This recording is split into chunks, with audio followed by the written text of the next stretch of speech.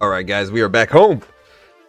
It is time. So the president just tweeted. It's one of the reasons the market kind of made this move here. If you take a look at oil, silver still at 112s. Oil just spiked up a little bit on just a little bit more geopolitical uncertainty. He tweeted, quote, "The president says a massive armada is heading to Iran. It is moving quickly with great power, enthusiasm, and purpose. Time is running out. Make a deal.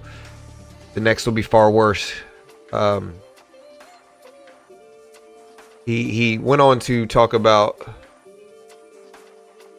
it's a larger fleet headed by the great aircraft carrier Abraham Lincoln that was sent to Venezuela. Like Venezuela, it is ready, willing, and able to rapidly fulfill its mission. And again, you can kind of see this dip in the market, willing and able to rapidly. You can kind of see this big dip in the market after this was announced on social media. Again, crude futures spiked up initially here. They went all the way up to $63+ a barrel. Equities fell. President reiterated that an armada was heading to Iran. So that is something that just broke. We also had recent news on chips. Specifically that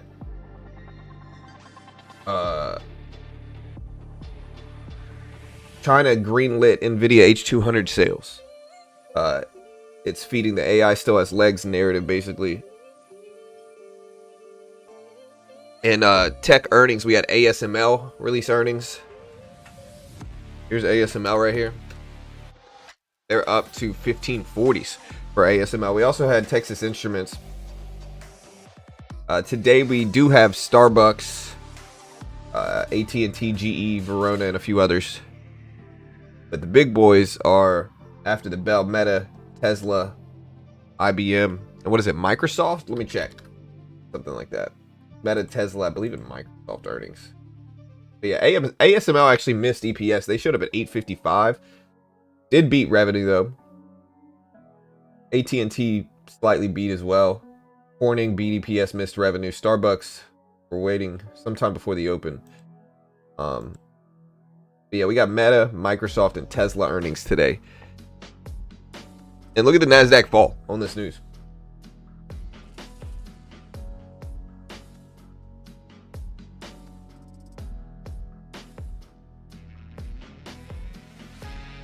Yeah, I mean, it gives us some, at the very least, it's given us some volatility this morning, which is good. I mean, I'm not saying it's good, but it gives us something to talk about, so it's all right. But yeah, president tweeting that an armada is heading to Iran, or Iran, I should say. It's probably the right way to say it.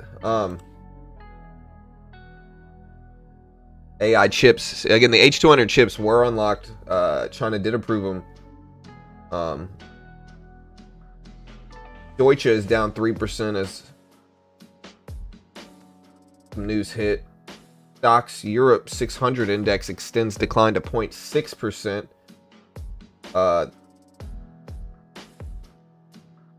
The president did say a couple minutes ago that hopefully Iran will quickly, quote, come to the table. Time is running out for them.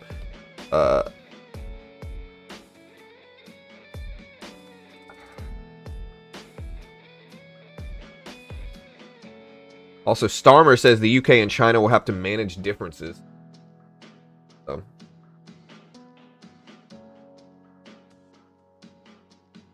We are bouncing back a little bit on this. Let's see if we can find some good range to get in. Might short this a little bit here. It's early. We got some volatility. We'll try.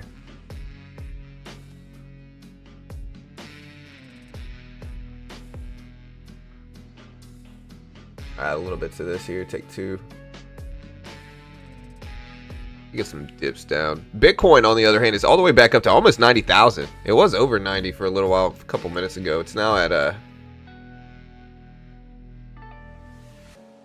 whatever that price point is. Yeah, but it's at 89.8 right now. 89.8. All right, so we're green on this. We're just gonna go ahead and liquidate some of it. Maybe add some more right here. Comes back down after this presidential tweet. Try to hold the rest, maybe break even, but I do want to give it a second to fall. FOMC's at 2 p.m. Eastern Standard Time today. 2 p.m. Eastern Standard Time. We're going to stream the whole thing live. We also have Microsoft, Meta, and Tesla earnings after the closing bell. So we actually got a lot, a good bit of stuff after the bell. Again, silver's still elevated. It's at 112.30s. It is down a little bit from, where it was earlier this morning, but it's still pretty elevated up there. Gold, same thing. Gold up to 5,300s, basically, almost 5,400s. What a wild swing in these assets over the last few months. I'll put a timer up. I got you. Hold on. I'm back at my home setup. It feels good, man. It's easier to run the stream this way. All right, so there we go. We're back. I'm going to take some more profit off of this trade. And maybe cut this right here and just get out. It's early in the morning, so I don't want to take too much risk there, but so far so good.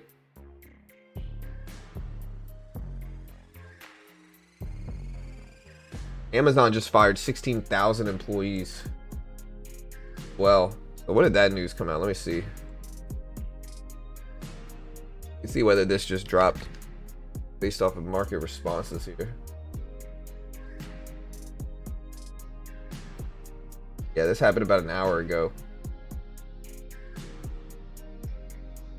Amazon, 6,000 employees getting laid off. Look at this drop in the NASDAQ, though. Maybe I should have held this.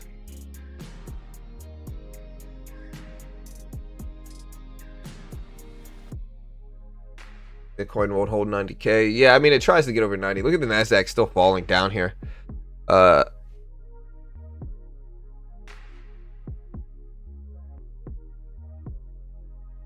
trying to see if this is another news source. I do see something coming out from the Kremlin that says contacts with Zelensky must be well prepared, as Putin said. We are waiting for him in Moscow, according to IFAX. Outside of that, I don't really see any other breaking news that might be affecting markets. So this looks like just a continuation. And we can take a look at crude here. Crude's starting to head up again on just more uncertainty. Again, you can see Bitcoin. Bitcoin's right here. You can see this.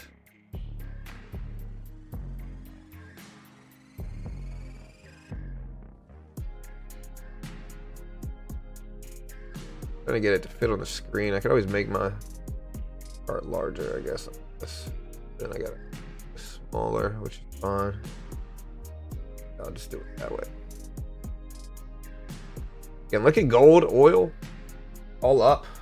I'm still looking at news. Again, we got the FOMC decision, 2 p.m. Eastern Standard Time. I'm going to put a timer up.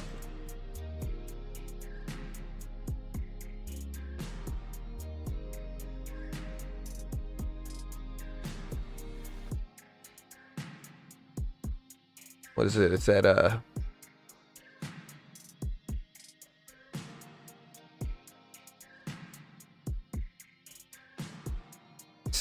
it's in about what, 7 hours?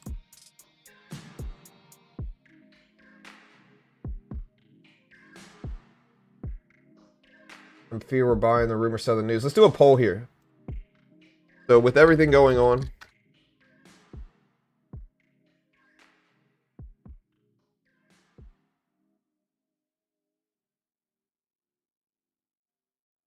with everything going on, big tech earnings, FOMC decision at 2 p.m. Eastern Standard Time. And it's pretty probable at this time, if we look at yields, it's pretty unlikely we're going to do anything besides a pause today. So it's very likely we pause interest rates.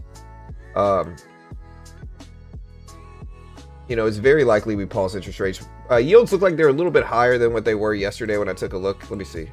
Yeah, the yields are up a little bit over the last 24 hours. Nothing substantial.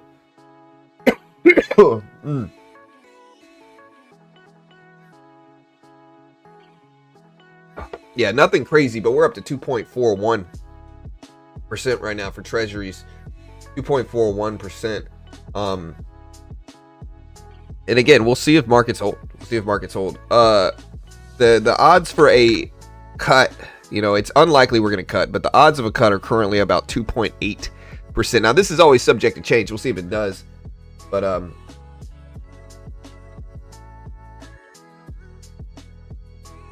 what's SanDisk?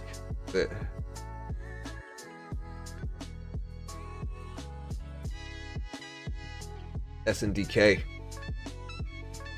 Yeah, look at SNDK. It's up to 512s.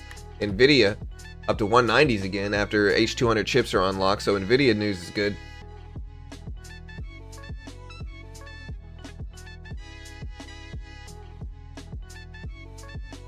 Buy the rumor, sell the news type of scheme, maybe. I had fun trading gold all day in Asia session. New Fed announcement, and it doesn't look like we're any closer to getting out of the government shutdown. It looks like we're still basically there. Government's still probably shutting down, unfortunately. So yesterday's conference board print cratered to an 11-year low with CB consumer confidence adding to growth scared chatter going on in the Fed. The big macro data is the FOMC decision today. We also have big tech earnings. Gold is holding over 5,200, tapped fresh record. Weak dollar, tariff fears, mixed Brent crude, you know, shutdown potential, all making precious metals spike. And yeah, the Fed's expected to hold rates at 3.5 to 3.75%. We'll see what Powell says, though. Whenever something's this probable, it always pivots to what Powell says. We'll see what Powell says during the actual FOMC meeting. Whether he has a hawkish or dovish tone today, I don't know what he's going to have. We'll have to wait and see. But ASML is up massive amounts as well. Up to 1530s here, 1530s. Now, ASML posted today. They posted 855 EPS. They expected 901. Revenue of 11.31 billion. They estimated 11.11. So they beat revenue, missed EPS.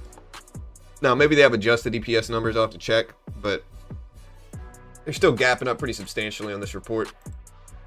Up to 1530s right now, 1530s. And honestly,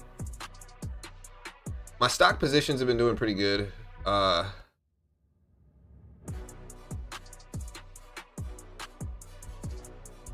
of flat in Oracle and Netflix, Home Depot, Cola, Meta doing well. Silver's obviously flying. We're up in that. We're agreeing Target. We bought Target as well here. Didn't I buy UNH yesterday? I think I'm down in you. No, I'm still holding a P UNH. Could always add back to it if I really want to. AT&T posted numbers this morning. Here's AT&T. They're up a little bit. We had a lot of companies that are actually doing okay this morning for earnings. Starbucks is supposed to report sometime before the opening bell. But again, the big news is that the president says a massive armada is heading to Iran. And he said, like with Venezuela, it's ready, willing, and able to fulfill its mission. The oil is spiking up on this news. Markets reacted negatively to it. They're down. This news came out. Let me get my pen out now that I can. This news came out right here. And you can kind of see the NASDAQ heading down because of this. So again, that news came out right there. You can see the NASDAQ breaking down.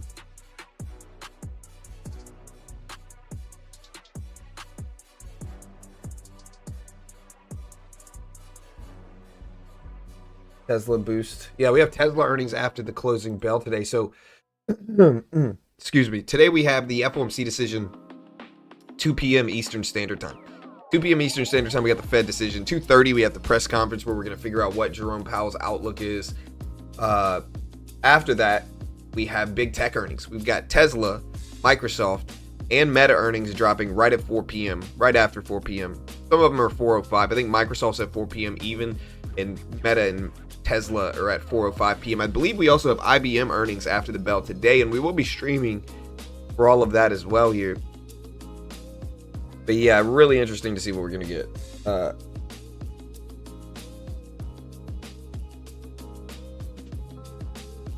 But the big story in tech today, again, man, my sinuses have been messed up. The big story in tech today is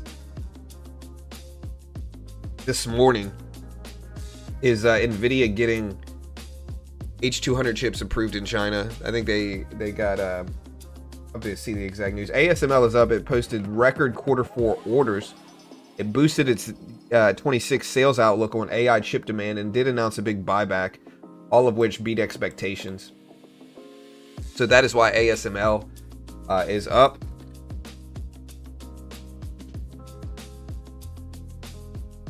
So again, I'll try to put this up. See if I can get another roller here.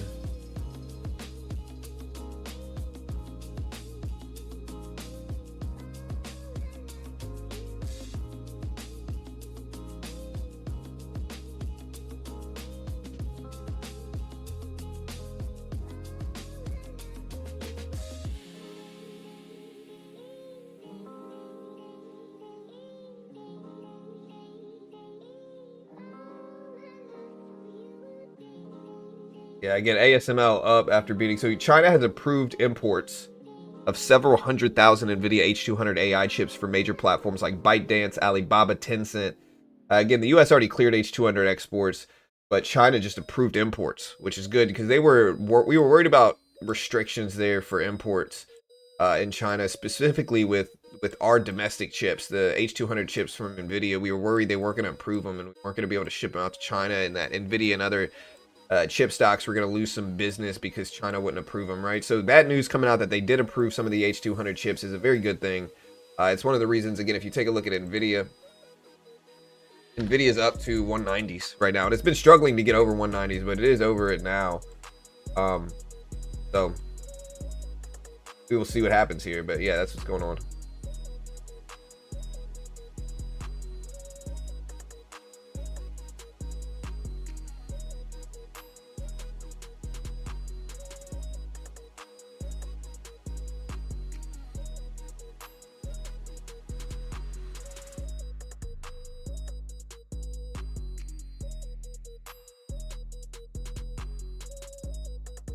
All right, guys. So yeah, we'll see what we get. ASML again boosting because it posted record Q4 numbers here. If you look at ASML, record Q4 orders, boosted outlook for this year and AI chip demand, and announced big buyback. So here's ASML gapping up nicely also.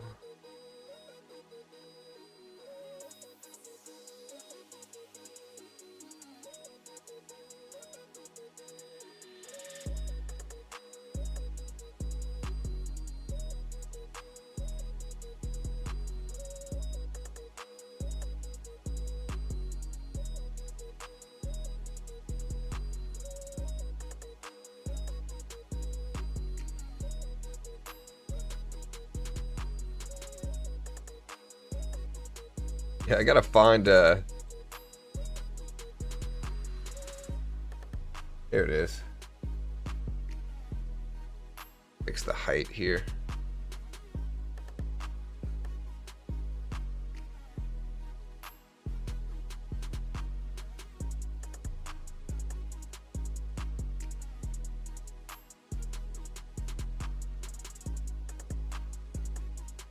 All right, guys.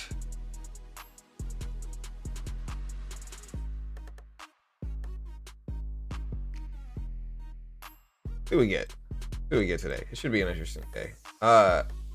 Lower this. Again, the Fed decision is kind of the main event. I mean, we're going to be streaming that, obviously. But everything else is interesting too. The Nasdaq starting to break down here. We did make a little bit of money already, so we do have a cushion on the day already. We got into one decent trade.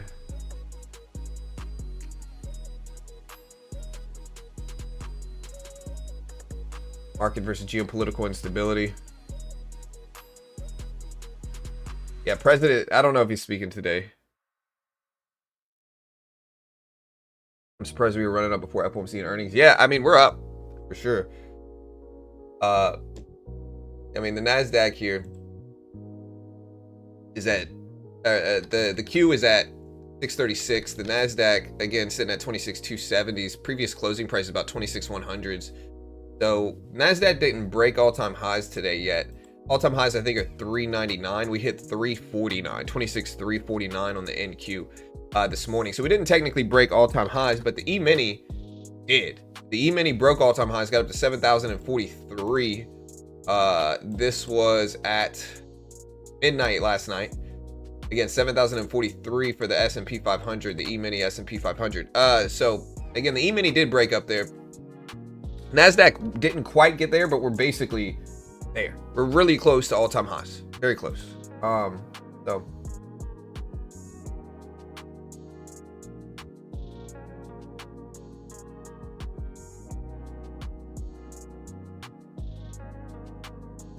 Yeah, so again, the president tweeted about, what, 30 minutes ago? He said, a massive armada is heading to Iran. It is moving quickly with great power, enthusiasm, and purpose. Time is running out. Make a deal. The next attack will be worse, is what he said. So again, the president tweeted that at right around 6:10 my time. So that's about 7:10 market time. So 7:10 Eastern time, the president tweeted that about, again, a little bit less than 30 minutes ago.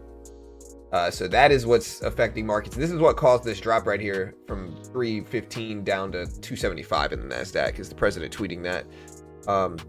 Also, German police carry out raids at Deutsche Bank in Frankfurt and Berlin, according to reports. General Dynamics posted 417 EPS, revenue 14.4. Expected revenue at 5.4. They expected 5.34, so a little bit of a beat in revenue. EPS was expected for General Dynamics at 411. They came in at 417, so they beat EPS in revenue as well. AT&T did as well, beat EPS in revenue. GE Verona beat revenue for sure. I have to check on everything else. So China's foreign minister said that China and the European Union are partners, not rivals. China's vice premier also met with Goldman Sachs CEO Solomon in Beijing.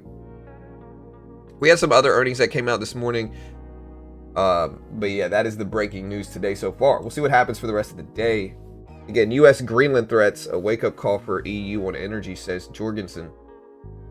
EU is actively looking for alternative LNG supplies, said Jorgensen as well.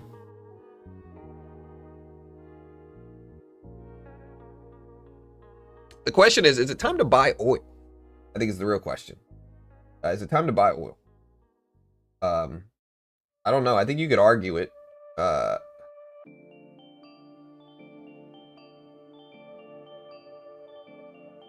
It's time to buy oil. When will you get a clean shave? I don't know, bro. I had a ball I had to go to this weekend, so maybe that was my time and I didn't do it. That's why I went to Louisiana. It was some Mardi Gras ball thing. It was fun. My ears hurt afterwards. Nasdaq starting to push up. We're at 287s right now. 287s. I had to look pretty for the ball. You know what I mean? Listen, my wife was like, no jujitsu. You don't want me showing up to that thing with like a black eye, which I've had probably 10 times since I started training. But again, the big story, oil. Nasdaq down, oil up after the president tweeted about Iran. Nasdaq's going back up to that 200 exponential. We're at 295s right now. 295s for everything. 296s right now for the Nasdaq. Still pushing up here. I'm trying to see if there's any breaking news. I don't really see anything yet. I know Starbucks, Intel is up to 46s. Starbucks is supposed to drop earnings sometime after, or sometime before the open, but we'll see if it does. Yeah, I'll be streaming Microsoft, Meta, and Tesla earnings. I'll still stream them. Yeah, I still stream earnings.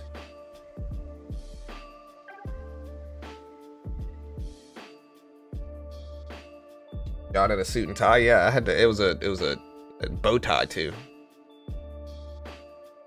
I'm not a big suit and tie person, but every now and then you gotta throw one on.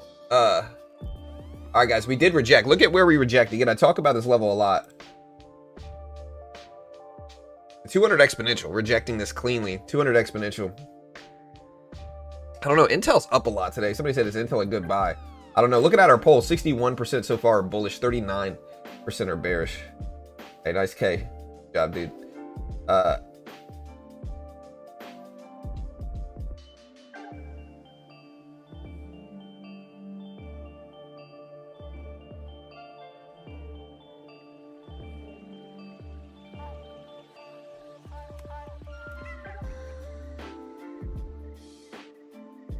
All right, so we're starting to pop up here. We're at 290s here. 290s. I'm using Top Step. And then I'm using TOS, Thinkorswim for stocks. Yeah, I'm using TOS for stocks. Futures, I'm trading on Top Step. Is it time to buy oil, guys? Put yes or no in chat right now. Is it time to buy oil? I'm not saying it is. I don't know. Is it time to buy oil? It could be. Again, not an investment professional. Understand all this stuff on screen. I can't guarantee anything. Do not copy me. I'm not an investment professional. I'm not liable if you lose. Make your own assessment. Trade smart. Can't guarantee anything. But is it time to buy oil right now? No, maybe. No, no, no. No, too high. No, nah. I don't have any yeses. Is it time to buy oil? It's purely no's right now. You don't think if tensions over there get worse, oil's going to increase in value? There's a potential lack of less supply dynamics. I think it's possible, but definitely not easy to predict.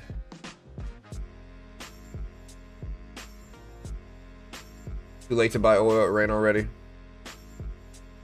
Yeah, I mean, it could be a buy the rumor, sell the news type of thing where, you know, the question is, what does oil do during a shutdown as well? I think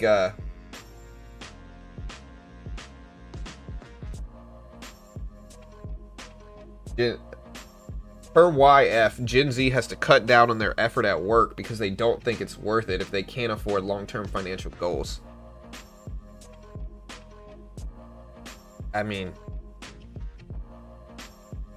it depends, man. If you're hired to do something, you should do it, you know. But it's also nuanced.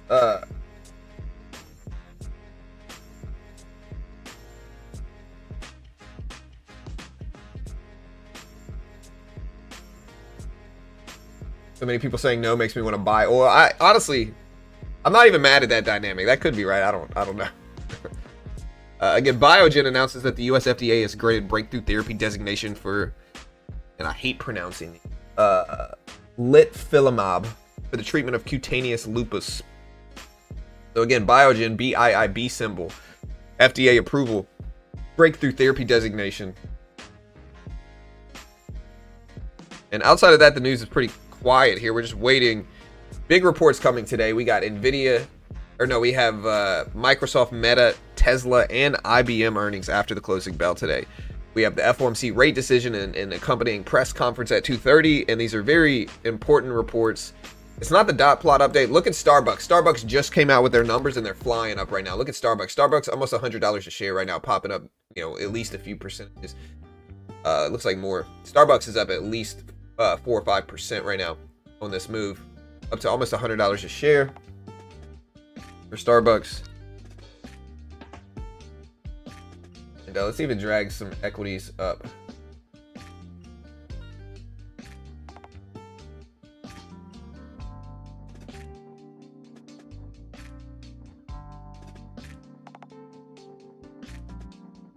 See if it drags up higher here.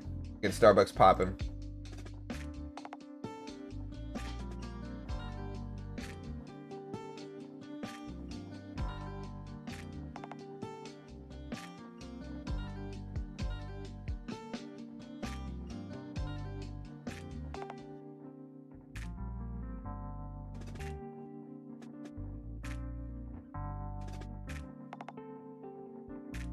All right, guys.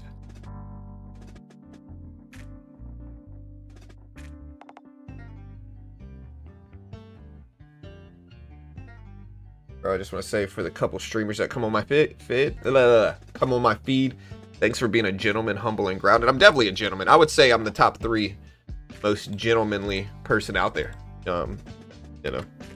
Starbucks, there's their numbers. They posted 56-cent EPS. They expected 59 cents. Revenue at 9.9 billion, but something else is benefiting them, that pushing them higher here. Again, Starbucks, 56 cents. They expected 58 or so. 59. Adjusted EPS, revenue 9.9. They expected 9.65. But again, first quarter China comp sales up 7%.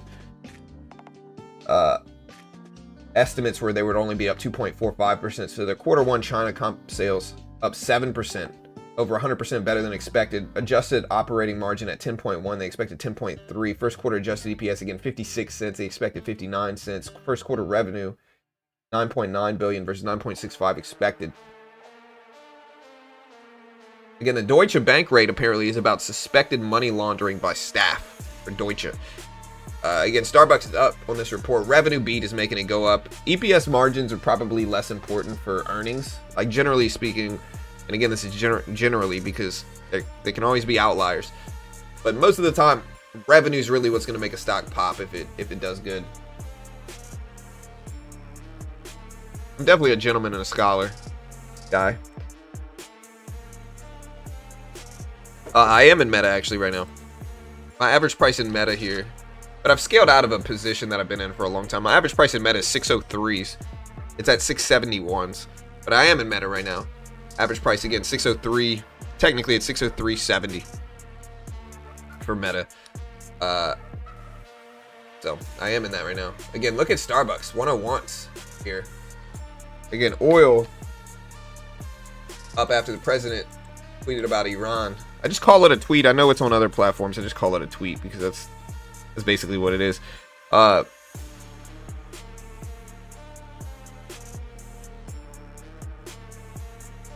I'm not really shorting the NASDAQ anymore. I shorted it a little bit right here, but I'm out. Again, Starbucks doing well from their earnings report.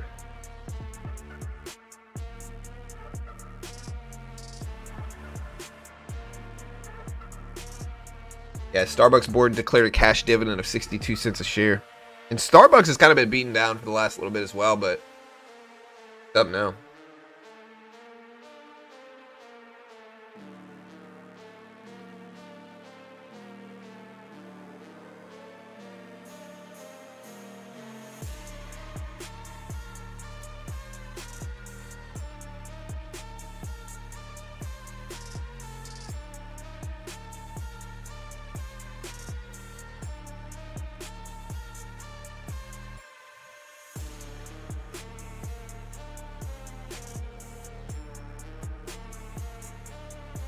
Yeah, so I'm checking what some other news on the day. Again, the big news, the big chip news benefiting most stocks is that China approved ByteDance Baba Tencent to purchase over 400,000 NVIDIA H2O AI chips. Big shift from Beijing's position where they might restrict imports of US chips. Look at the NASDAQ again, still rejecting at the 200 exponential. I do have a picture of me in the suit if you guys want to see it. Remember, I always told you guys, if you ever see me wearing a suit on stream, don't trust me. So maybe that's what this is, but there's me in a suit. They made me wear a bow tie. I'm not really, you know, this wasn't really my thing, but it was fun. So I had fun doing it. So.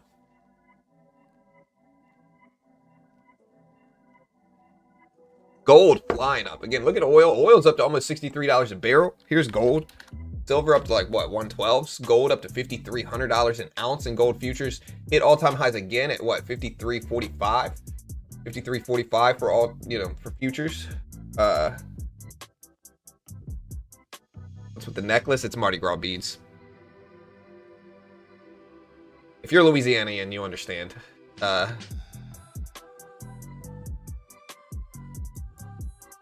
All right, guys, Bitcoin coming back down. We're at 89,680s here.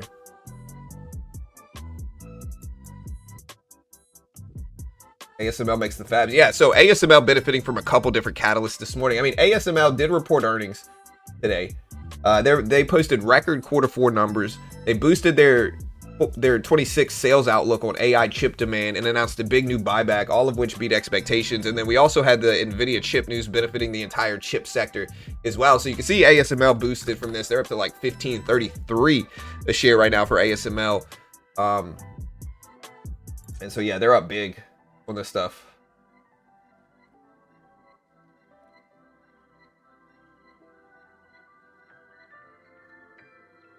The VIX, I mean, the VIX is up to 16s here. But again, it's an interesting level. The VIX, I mean, the market's at all-time highs, basically. The NASDAQ is very close to that. It got really close to all-time highs. Again, all-time highs on the NQ technically, I think, are right here on the NASDAQ. So if we're looking at all-time highs, I think they're technically like right here. So I think this is all-time high. So we got close to that this morning. We didn't quite break it. And so the VIX is not going to be super, super elevated just because, I mean, markets are at all-time highs. The S&P E-mini broke all-time highs as well, you know, over $7,000. So the VIX is not going to be hyper elevated because markets are up big. VIX is usually going to go up when markets are fearful and go down. So.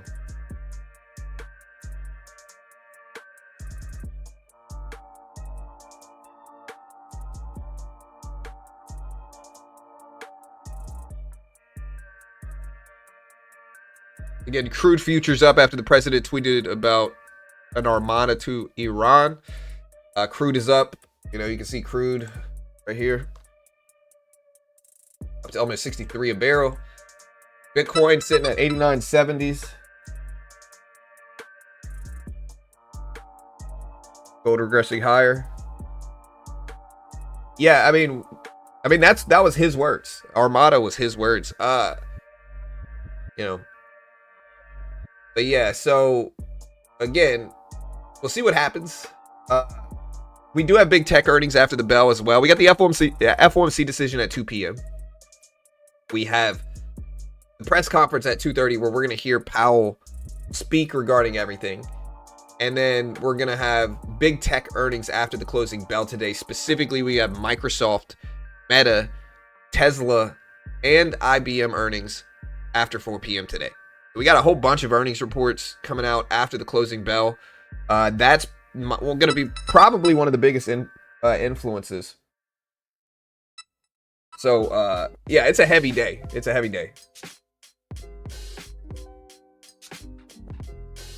What's your favorite Mardi Gras food and drink? I don't know if it's Mardi Gras. I like brown liquor. You know, I'm not a big vodka guy. I like brown liquor.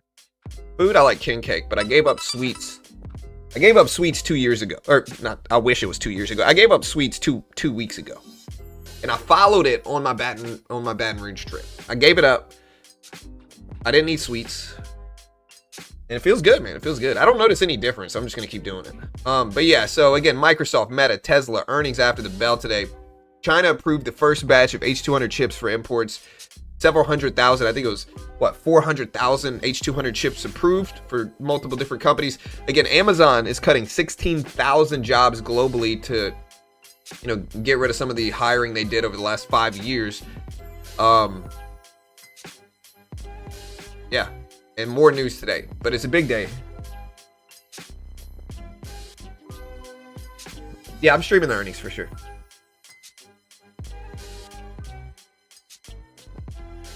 Yeah, I wish it was 2 years ago. 2 weeks ago. It should have been for, again, Starbucks closed 165 stores during Q1. Look, here's Starbucks. Starbucks just reported earnings. They are moving here this morning. Look at them. They're up to 105s right now for Starbucks. So they are moving right now. Again, Starbucks closed 165 stores during Q1. And yeah, other news. Again, the president tweeted about sending an armada to Iran. They're telling, he's pressuring them to make a deal. And so an armada is getting sent to Iran, pressuring them to make a deal. Biogen announced the FDA granted breakthrough therapy designation for litifilimab. Nailed it. And again, crude futures up after the president's tweet. Starbucks up. NASDAQ is popping over the 200 exponential here. We are now over it, slowly creeping up. Higher lows here coming in for the NASDAQ. We'll see if it holds. I'm watching this 300 level though, right? I want to see if this 300 level rejects it or not. It's kind of where the start of some of this downward pressure we got from the president tweet. And so I want to see if this holds now.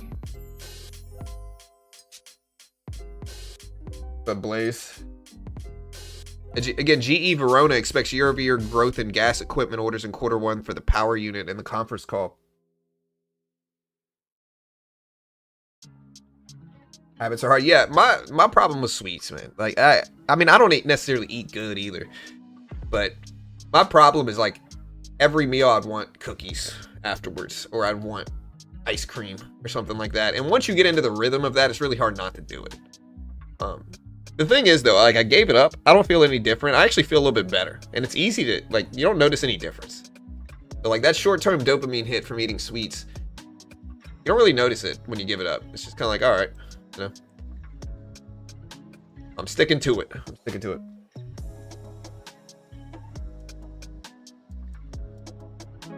Yeah, I'm doing good. Again, I'm sticking to it.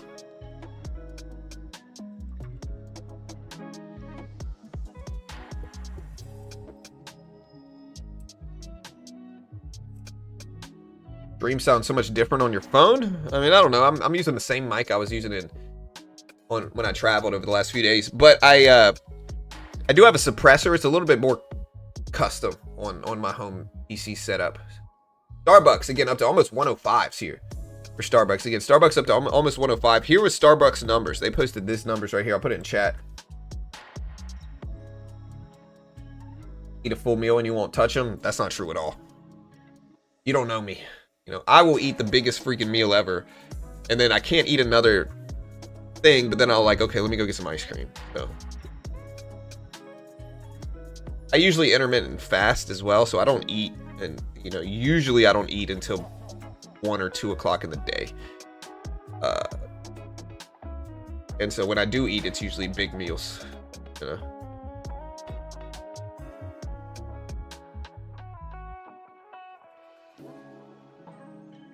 Yeah, I'm trying.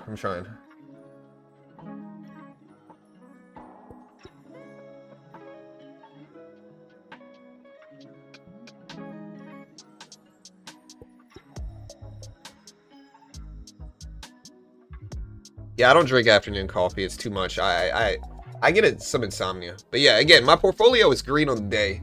Starbucks is up. Look at this 300 level, and this is why I always talk about big whole dollar numbers. Look at this big whole dollar number, 300. You know, again, 400, which is the all-time high on the NQ, is right above us. So we're pretty close to that as well. Look at Starbucks tap 105s. Again, gold all the way up to $5,300 an ounce for gold futures. So we're making some movements here.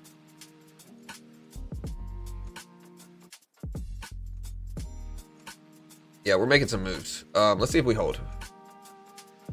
But again, upbeat earnings for ASML. China clearing NVIDIA H200 chips for multiple different companies. I believe about 400,000 H200 chips were approved for China. And that's really optimistic news because, again, previously, China was specifically restricting imports for chips from the U.S. and other, you know, some other countries. But specifically, the U.S. chips were getting restricted in regards to imports China. So China approving NVIDIA chips, the H200 chips, and more for multiple different companies is a very good news release for, you know, microchips. It does give a little bit more optimism, and we do see microchips in general going up. Again, Starbucks, good earnings. NVIDIA up to 190s. AMD up to 250s. MU up to 420s. Intel is up big as well, up to 46. So a lot of chip stocks are up decent percentages today. Heading into big tech earnings, Microsoft, Meta, Tesla, IBM after the bell. Heading into the FOMC meeting today at 2 p.m. Eastern Standard Time. So, we'll see.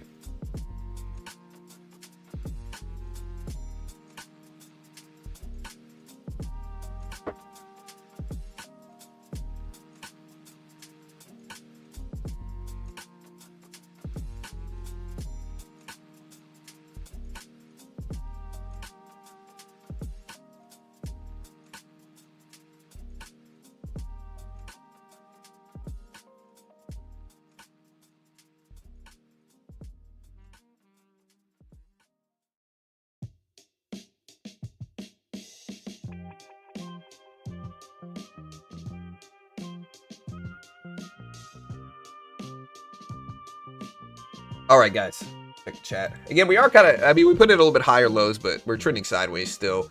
Trying to get over that 26,300 level. And I am bullish today just because we're close to all-time highs. Is the president speaking again today? That would just throw freaking more craziness into it. SOFR rate showed up at 3.66 for yesterday versus 3.66 the day before. So basically flat.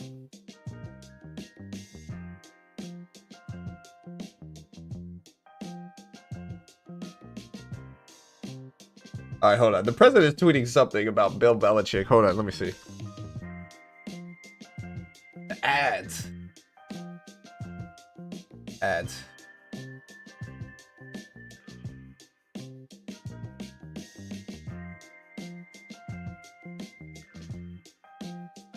President tweeted this. He said, "It is the same mindset that gave pro football the new and unwatchable kickoff rule that made it possible for Bill Belichick to not be elected into the Pro Football Hall of Fame. Both are ridiculous and should be overturned."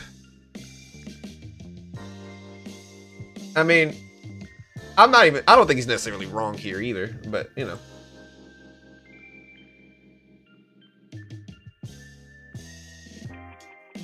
Yeah, I'm not disagreeing with him here, to be honest. I think he's probably right about that. But. All right, guys, NASDAQ just cracked over 26.3s here. Bitcoin is pushing close to 90s. Again, 90,000 on Bitcoin is right here. And it's been struggling to hold, but it has been a level. So look at Bitcoin over 90K. NASDAQ still trying to get over this 300 level. We're putting in higher lows, but we're really, kind of flat over the last hour or so.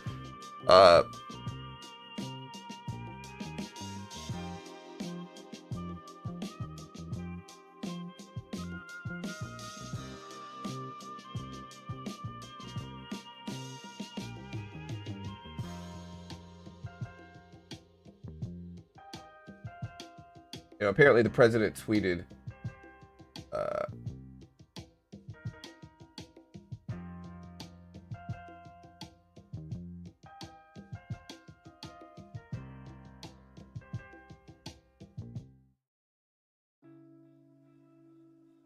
so there is a speech today by the president, huh? So there's the president speaking in Iowa today. They didn't confirm it, but he is expected to highlight the economy and push for lower rates today. But it's hard to figure out if he actually has a scheduled speech today. Because what I'm looking at right now, I'm showing Let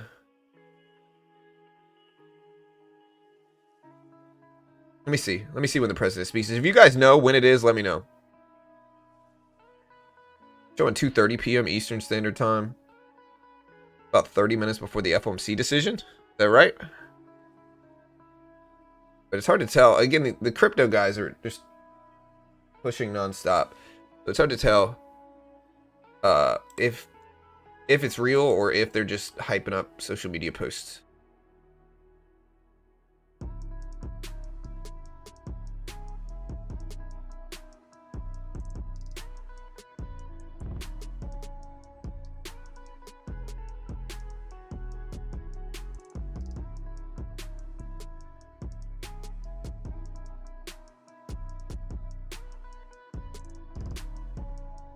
AMD up 2%. Yeah, AMD and other chips are up just on, and again, just the sentiment around microchips. There's been a little worries. NVIDIA's had a hard time breaking that 190 and 200 level. But again, NVIDIA and others getting microchips unlocked to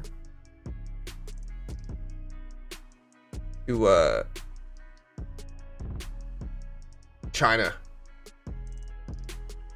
is what's dragging microchips up today. Gold ripping, yeah, gold's at 5,300. It's getting close to the all-time high at 50. Or this, I don't think. Wait. Let me see what the all-time high. Yeah, this is the all-time high. So gold's ripping, breaking all-time high. So is silver, but gold is really the big one moving today more than silver. I think silver's at 113s. It's close to flat on the day, but gold, again, it hit all-time highs at 53.45 earlier. It's at 53.17s right now for gold. So gold and silver moving. Bitcoin up. Microchips are green. I do kind of want to buy this dip just to see what happens, but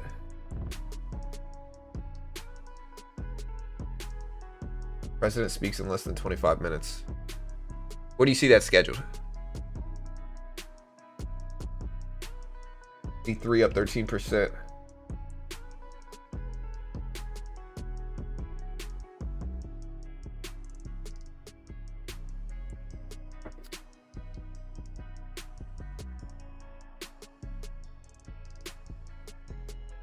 Yeah, I thought he was doing Iowa yesterday. I thought people told me he did Iowa yesterday at like 2 o'clock or something. Did he end up speaking then, or is it different? It's hard to tell. Again, one firm only is considering a US IG sale for Wednesday, according to Bloomberg. Again,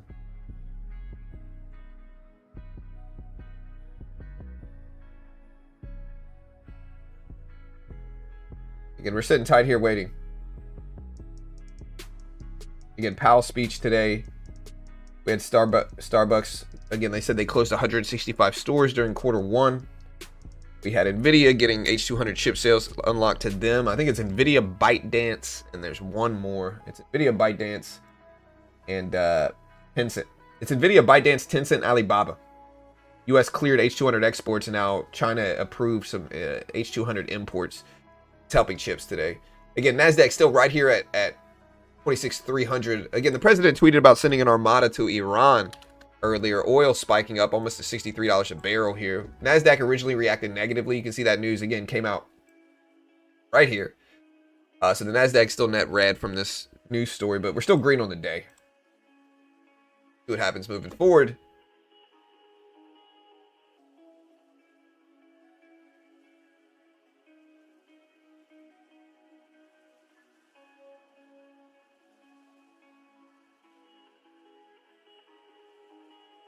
European Union foreign ministers are likely to designate Iran's too political.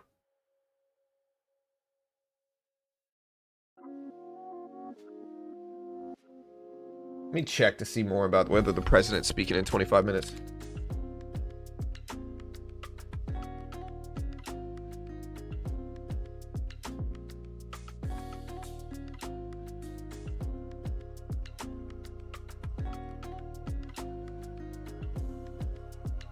Okay, so it says we do have a speech today at 4 p.m. at Iowa event. That's right when the Fed announces their decision, though. So the Fed's supposed to do their decision at 2 p.m. Or no, this is at 4 p.m. Eastern time.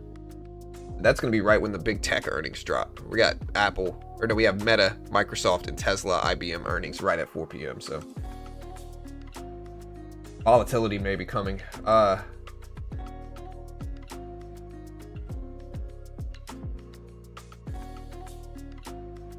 Yeah, I mean, I'm still in my UNH position, but remember, I made some money on UNH yesterday. It's down a little bit over yesterday, but we bought the dip, and we're pretty much flat on this thing. Dropped a little bit yesterday at the opening bell, though, but we're basically flat. What if they raise rates? They're not going to. They're not going to raise rates today. Again, look, the Fed's job is to maintain balance. They don't want to. They don't want to shock the markets with a rate hike. That would cause chaos. Markets would certainly react negatively if they announced a rate hike. Bitcoin would definitely go down. And so, yeah, I mean, they're just not going to do that. They're just not doing that. Again, they're gonna pause today. Right? They're going to pause interest rates today. If you watch the last FOMC minutes report, basically most people agree that we could cut rates in December and then pause for a period of time. That's what's going to happen. We're going to pause rates today. We're not going to shock the market and do something that's not even on the books in terms of odds and rate decisions. We're not going to raise rates today. Anybody telling you we are going to raise rates has no freaking idea what they're talking about. Genuinely no idea. Like, maybe if inflation was coming in shockingly high, you could have an argument for a rate hike today. We're not raising rates today. And maybe I'll eat my words, but I haven't done it yet. I've said this, anytime somebody gives me a wild outcome for an FOMC decision, I usually say this, which is that, no freaking chance. And so again, maybe I'll eat my words. I don't think I will. I don't think we're going to raise rates today. Again, if inflation came in shockingly high, and labor was like really, really strong, maybe you could argue it. We should raise rates. I think most people agree we shouldn't, though.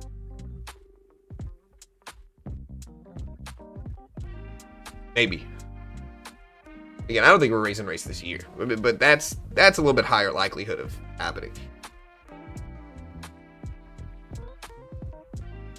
Again, Telecom Italia shareholders approved conversions of savings shares. We have that news coming out.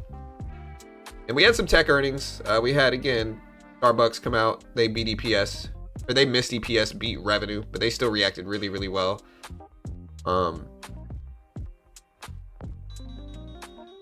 We had the French President Macron says France reiterated support to Greenland. Again, the president tweeted about an armada heading to Iran, causing oil to spike. We had General Dynamics earnings, came in 417, expected 411. Revenue beat as well, 14.4 versus 13.8 for GD here. GD is kind of flat though. I mean, not as many people pay attention to it. Bitcoin now over 90,000 here as we speak. So here's Bitcoin. It is now over 90,000. Let's see if it holds over that level. And again, NVIDIA H200 chips getting unlocked to import into China, making chip stocks bump up this morning.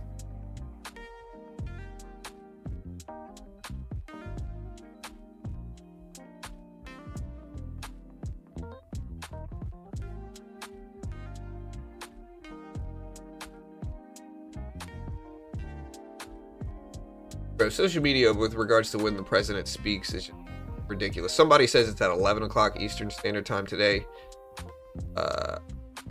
Other people are saying he speaks in Iowa for 4 p.m., though no public speech is confirmed.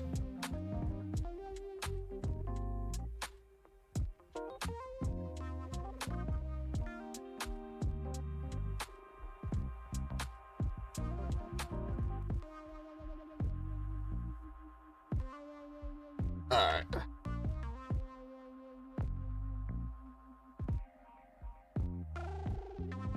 Yeah, and then I see others saying it's at 8:30 Eastern Standard Time today, this morning. I don't actually see anything. Some of these are not small profiles, though.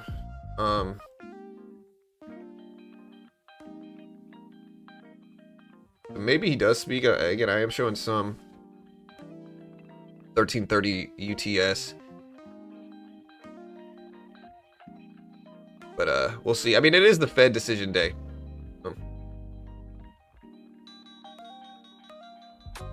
FOMC does not come out in 19 minutes. FOMC is at 2 p.m. Eastern Standard Time. It might say that in the title. I'm not saying it does say it in the title, but, you know, might want to glance over there at the title. FOMC decisions at 2 p.m. Press conference where Powell will speak is at 2:30.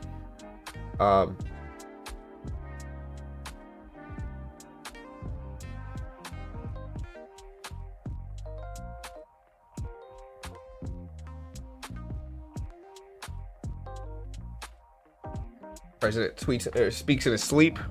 Yeah, he just mumbles. The sleep is fabulous. You know. I walk in, I saw him sleeping. I said, "Wow, would you look?"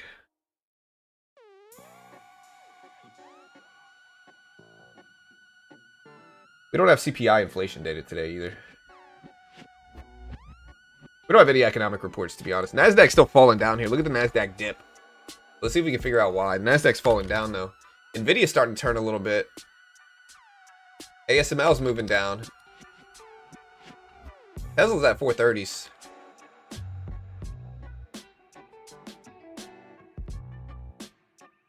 Again, Google's falling down a little bit. Alphabet. Nasdaq's starting to turn here, though. Look at this. Nasdaq's starting to dip.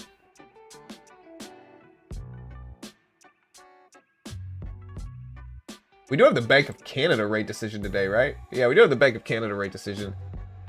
They're expected to keep rates steady at 2.25%. That is at 9:45. Nothing else really. We got crude oil inventories. Again, we got the FOMC decision, obviously, but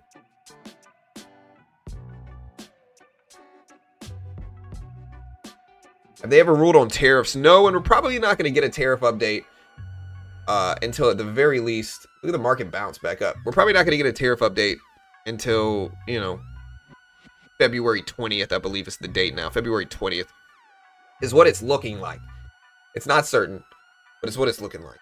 So yeah, gold's still popping up here. Look, gold at 5,300s. Still, all-time highs on gold is right around 53.45 or so. Again, the S&P broke all-time highs in the middle of the night. Here's the S&P E-mini. Got up to 7,043. Again, NASDAQ didn't quite break it. NASDAQ all-time high is right here. 399 is the all-time high on the NASDAQ. So we'll see. If the president speaks, I'll cover it. Right? But I don't see anything yet about it.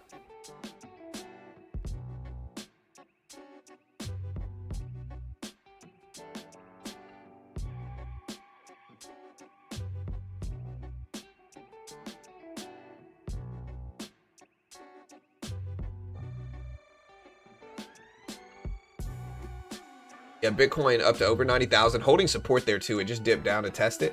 Holding support. I don't know if I want to short this again. I kind of do. Let's try to short it. Oh, we're green on the day. I need to add a little bit to this position. Well, I'll add to this. But again, the markets could just be flat, choppy today ahead of the FOMC decision and more. So the markets could just be down today heading into the FOMC decision. So we have 4 micros here. But yeah, the markets might be choppy, flat, boring.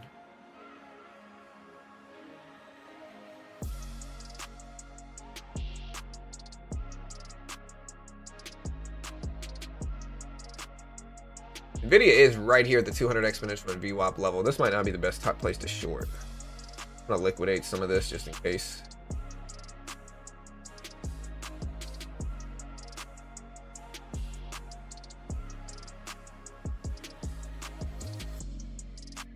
Yeah, Oracle's down. I'm in a position on Oracle, but I'll probably just leave it alone and not touch it. I'm not going to add to it right now. I'm not going to, you know, do too much with it.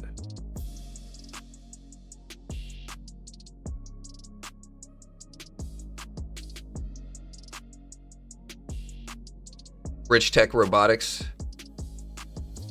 They did an offering. Yeah, they're down. At 517s right now. We'll see if they hold. Again, any stocks you guys are really watching today? What are you looking at? Again, I'm watching microchips. Obviously, we're gonna see what Meta, Microsoft, and Tesla do today for earnings. IBM as well.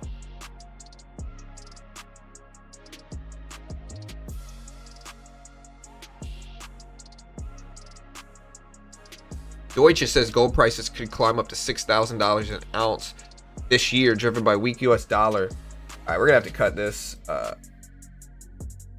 Yeah, we're out. Now we're basically flat on the day. But yeah, Deutsche says gold prices could climb up to $6,000 an ounce this year, driven by weak U.S. dollar and rising investor demand for non-dollar and real assets. So,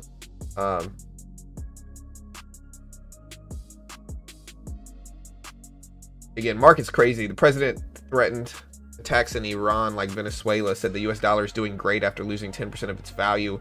And gold and silver have known this potentially for months.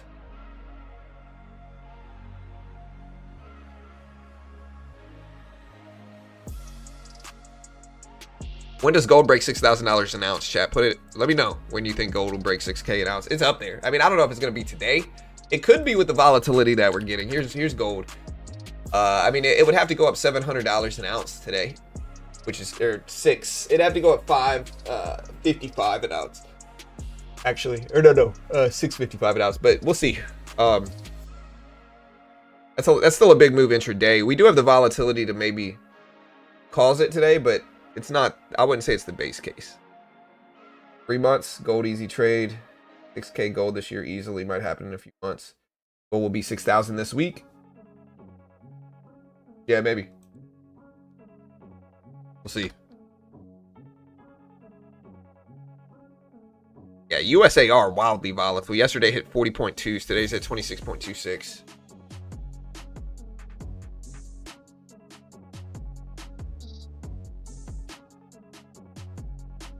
CPI inflation is not today, guys.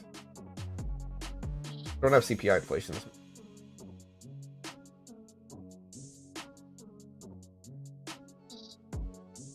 Tomorrow we got some stuff. We got jobless claims. Friday we have PPI inflation data. And again, a potential government shutdown is coming.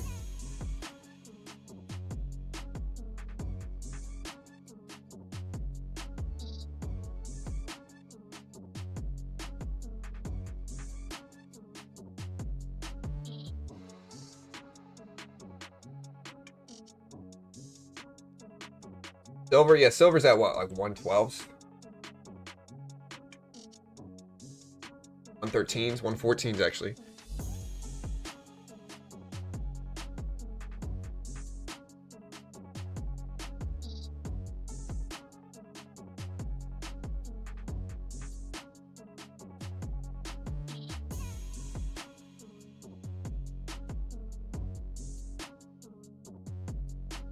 Again, Congress is still deadlocked over DHS funding. No deal yet. Odds of a shutdown are high. Yeah, gold and silver going up. There's a lot of reasons. And again, I've talked about this a lot the last 6 months. Like, you know, a lot of the time we'll talk about jobs numbers, whether it's good or bad for markets and equities.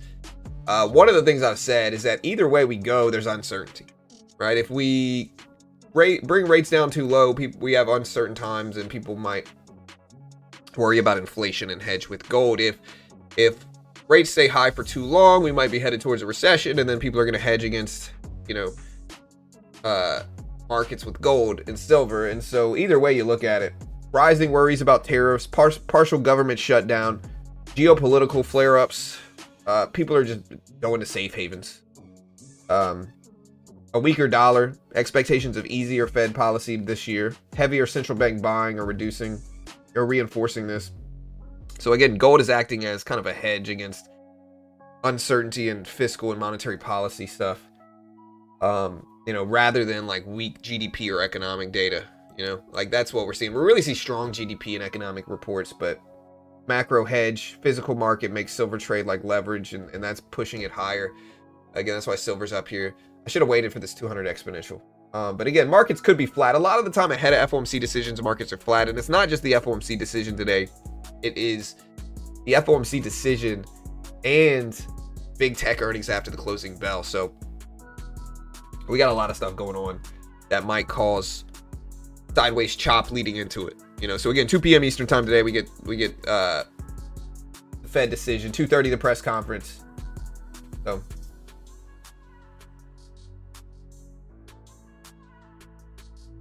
again, Otis Worldwide Q4 adjusted 103 versus 104. Sales 3.8 million versus estimated 3.8. So basically flat. All right, so they're saying dovish Fed signals could pressure the dollar. The dollar stabilized but remains vulnerable to the president's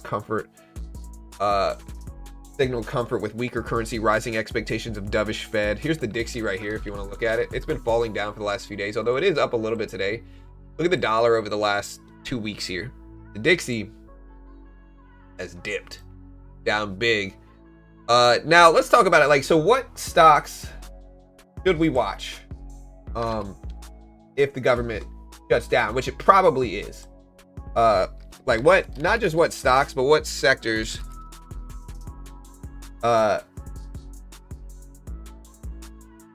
should we watch? I mean, obviously, I think the first one is gold and silver. I mean, let's see what they do. Sometimes markets actually go up in the shutdown. But defense and contractors are obviously going to be the first one because that's what this shutdown is tied to, is defense and contractors, right? So defense and contractors, airline, travel, and leisure potentially if airports start to get, you know, affected by everything. If airplanes and flying starts to get affected. Lenders maybe. Again, data sensitive trading, because we're not going to have some data. We're still going to have, even if the government shuts down right now, it's going to be a partial shutdown, meaning some of these agencies are already funded. Specifically, like one of the ones that is going to be around no matter what is the Bureau of Economic Analysis, which releases like PCE inflation. And I believe JOLTS, let me see.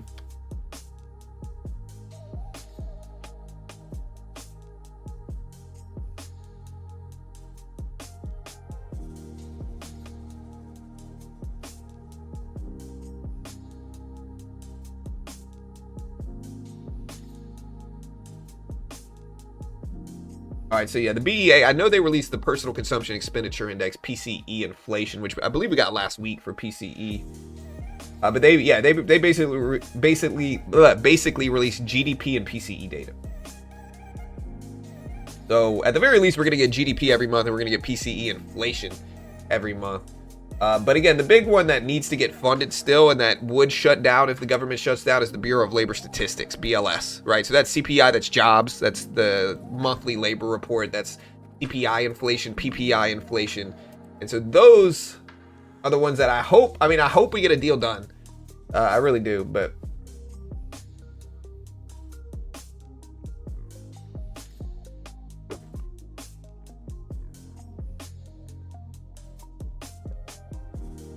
London, any chance you can take a look at pharma?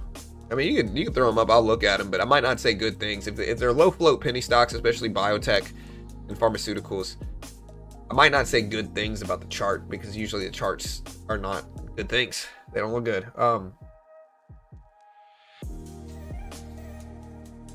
Yeah. So we'll see. But again, some of these things they don't look good. They just don't look good. We'll see. You can throw them out there. I'll look at them. OCGN, man. OCGN is an OG stock. I've seen it for a long time. It's usually horrible.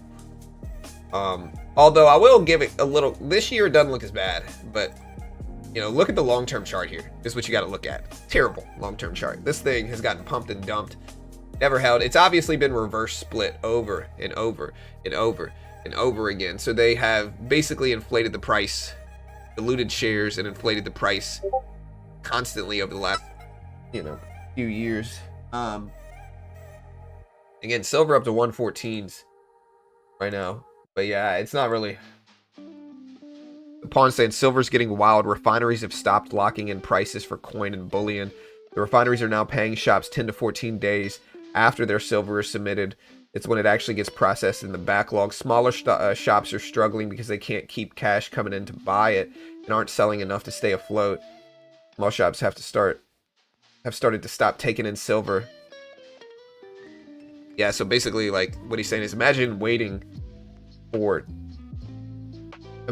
silver today and waiting 2 weeks to actually cash it in if it goes up, right? So that's a very risky thing.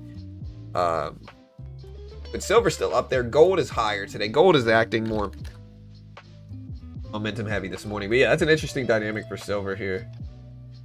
Again, we'll see what happens. But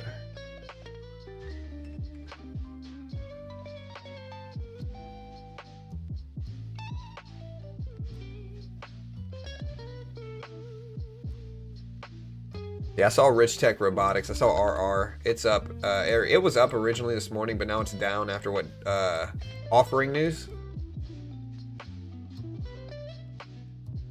Yeah, expect objectivity. Yeah, I try to be objective, man. I honestly, I might not be the most objective though, because when I look at a penny stock, I'm usually highly freaking skeptical, and so I try to be objective. I just don't mess with those, man. I just don't mess with them. I think there's too many, like, the reality of it is there's too many videos pumping up these terrible penny stocks and talking like young, new, naive investors into buying them. And then they fall down 80, 90%, eventually get delisted and go to pink sheets and you never see them again. The market and day trading those things is also incredibly risky and filled with nonsense. I mean, a lot of the trading world is filled with nonsense, but the penny stock market just makes it all look bad. Makes it look worse. Quantum stocks have been up a little bit the last few days. But again, I mean, they're still in the wake of a pretty large pullback relative to where they were at their highs. So like Rigetti, almost $60 a share. It's at 22s. QBTS, almost $50 a share. It's now at 24s. QUBT, was at 25 plus, almost 26 a share. It's now at 11s. So most quantum stocks have dipped fairly heavily back down, and most of them are down 50% plus right now. So is it the time to buy the dip? You could argue that. But, you could also worry about the sector potentially just being overheated and needing pullbacks. And I don't know, quantum's still very young. We're not really seeing any innate benefits from quantum yet. So basically, people are betting on outlook and future progress for quantum. And that's a risky thing to do in any sector. So again, quantum might still go up. I'm still optimistic they will. And if they are, they might grow into some of these big runs they've made. But for now, I mean, they're down 50% plus, most of them, so.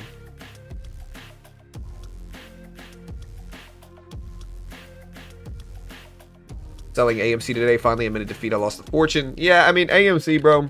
Movie theater dynamics after 2020 changed. And AMC theaters and theaters in general weren't necessarily doing the best prior to that anyway. And so now when you add in, streaming versus historical, movie going, and that dynamic changing to streaming now, movie theaters have just been in trouble. They've just been in trouble. Not only that, but you also have competition for theaters like AMC and more coming out where you get served at the theater. Like a lot of theaters now that aren't AMC, I don't know if AMC does this. The ones I go to, AMC haven't done this. They basically just had concession stands like they always have. But now when you go to movies, a lot of the time they serve you food at your seat. They'll have a waiter come in, a menu. You order what you want. They serve your food at your seat so you don't have to get up and go get food or whatever. You eat like a full meal. It's basically what happens a lot at theaters now. So all of that's not good for AMC. And a lot of people got stuck in AMC. And what happened is that, like GameStop happened. And GameStop had a really low float, really high short float, like super squeezable. And GameStop got squeezed, and obviously they made movies about it and all that good stuff. And then people kind of latched on to AMC like it was the same thing, and it wasn't. And I think, some of the executives in AMC, and again, I'm not saying this for sure, not investment advice. Maybe I'm wrong. But I think some executives in AMC saw what happened in GameStop and said, hey, we can do that with AMC. Like, we can talk the public into buying up our stock too and squeezing it higher as well. but AMC had 10x the float of GameStop, meaning it had 10x the range, it had 10x smaller range. It wasn't as squeezable as GameStop, and people jumped on it.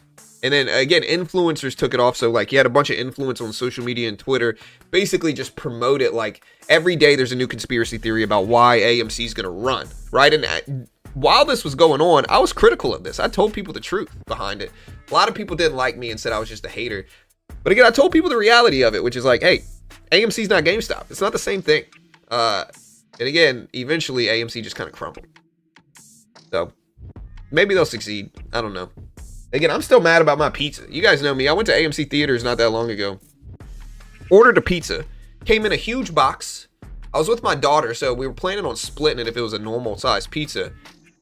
And a Smurf's pizza comes out. I open the box, huge box, and there's a Smurf pizza inside. It's literally fits inside the palm of my hand. You know? And so, get better pizzas. Maybe I'll say better things about AMC. Yeah, CoreWeave had deals. CoreWeave announced the deal. Nvidia invested $2 billion into CoreWeave a few days ago, and it's still running up pretty big here. Look, I mean, it went up to 108s, and then it retraced back down, and now it's at 113s for CoreWeave. So this is after Nvidia announced they're investing $2 billion into CRWV, is the news.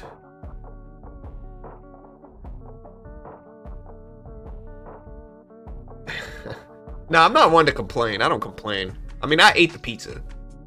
Took me probably about 2 bites to eat it. I'm not one to complain. I mean, anybody I complain to, it's not their fault. So I'm not a big complainer. I usually just deal with it. Am I going to order that pizza again? No. But, you know, that's how it goes.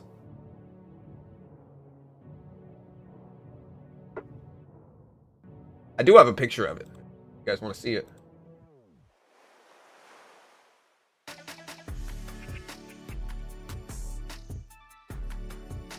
Gotta find out where it is. I know I posted it. Here it is. Look at this baby pizza, bro. I tweeted to Adam Aaron. I was like, hey, bro.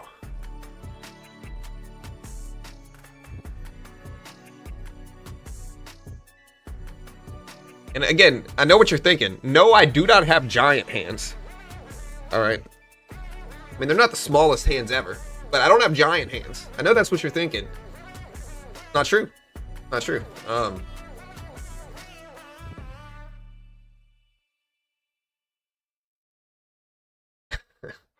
Ridiculous. Ridiculous. All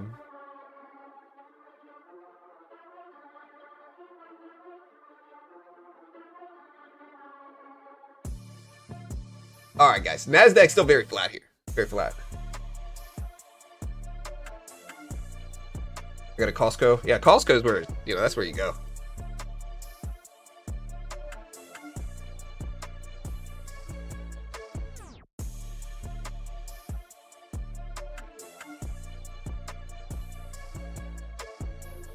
You explain what's going on in market? Do you think there's a crash coming? I mean, maybe. I don't know. You never know if a crash is coming. Bitcoin back up to 90 plus, which is good. Again, the markets are mostly reacting to a couple different catalysts this morning, heading into FOMC decision at 2 p.m., press conference at 2:30, big tech earnings after the bell. The catalysts that we've seen this morning are that over the last couple months, there's been worries about China approving NVIDIA H200 chip sales domestically in China. There's been a lot of worries that NVIDIA chips were not going to get approved, and that was going to kind of cancel out some of their business in China. Well, this morning, we did get news this morning that China did approve 400,000 NVIDIA H200 chips to platforms like ByteDance, Alibaba, Tencent, and more. So they cleared H200 chip exports, and this reopened big AI demand, you know, questions that have had people worried. We also had ASML ripping because they posted good Q4 earnings. They boosted their outlook for this year on AI chip demand and announced buybacks, which did better than expected. And so that news has benefited microchip stocks. CoreWeave also had NVIDIA invest $2 billion into them a few days ago. But if you look at NVIDIA, NVIDIA's back over 190s for the first time in a while now, over 190s for NVIDIA. We also had the president tweeted earlier today, and you can see where he tweeted earlier right here. where he basically said, you know, he basically made some threats to Iran that he was going to send an armada over there. This made the price of oil, which again, oil generally goes up after there's supply worries. Like basically, the more unstable it is in the Middle East, the more oil rises because of supply questions, right? So supply and demand. If oil is more scarce because of problems in the Middle East, then the price per barrel might increase and vice versa. If oil stabilizes there, and you know, geopolitical stuff stabilizes there, then oil price might go down, right? But oil spiked on this news. The Nasdaq actually reacted negatively. But with that said, the S&P 500, and that's where the move started. The S&P 500 did break all-time highs early this morning in the middle of the night, basically. And that's S&P 500 futures. The E-mini S&P 500 futures broke over 7,040 this morning. And so, yeah, that's kind of what the market's reeling with. Bitcoin over 90K. And again, we're heading into big catalysts. We got Tesla, Microsoft, Meta, and IBM earnings after the closing bell today. And then we have the FOMC decision at 2 p.m. prior to that, and the press conference at 2:30 prior to the big earnings coming out. So, a lot of catalysts today. It's not small on the day. All right, so Benson announcements coming on philanthropists and the president's accounts.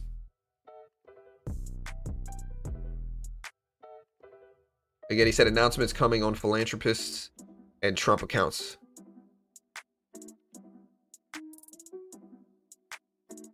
Germany also cuts growth forecast, relies on stimulus. They now expect 1% growth this year, down from 1.3%, and cuts its 27 forecast to 1.3% as well. Says most growth will come from fiscal stimulus, with net trade weighing against outlook.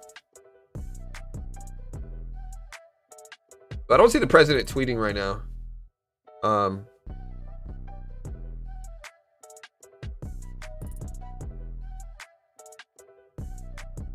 Natural gas futures are down big after going up. Well, the winter storm made natty gas go up. Now that this is over, they've kind of corrected back down. So again, there's a very common saying in markets is that if you can predict the weather, you can predict markets. Again, natural gas fuels heat. And with the big winter storm that happened over the last few weeks, natty gas futures, man, like if you look at natty gas futures over the last few days here, they ran from $3 all the way up to $7.50s, well over 100%, and then they fell back down 360s. So yeah, natural gas coming down a little bit after big runs over the last few weeks, heading into this big winter storm event. Yeah.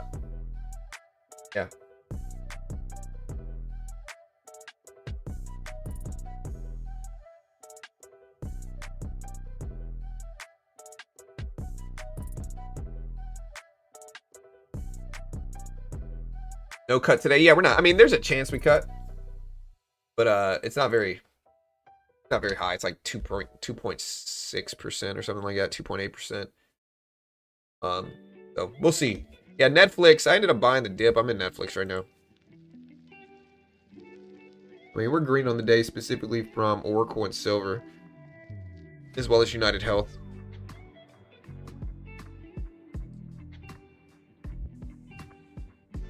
And again, AT&T executive says average deployment cost per fiber passing increased to approximately 2% annually.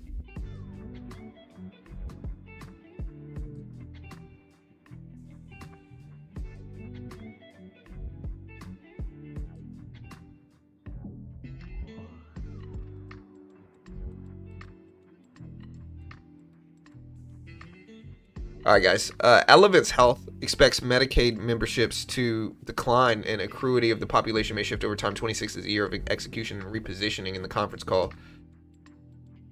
Danaher says China volume-based procurement headwinds will moderate through this year. Again, Starbucks CFO continues to expect coffee prices and tariff pressures to peak in the second quarter and find some relief in the second half of this year. Again, earlier, Deutsche Bank said gold prices could climb up to 6 an ounce. And if you look at gold, gold's at 5,300, so it's not super far away from 6,000 an ounce. My levels here are basically 300s one. We got 250 right here that might be interesting.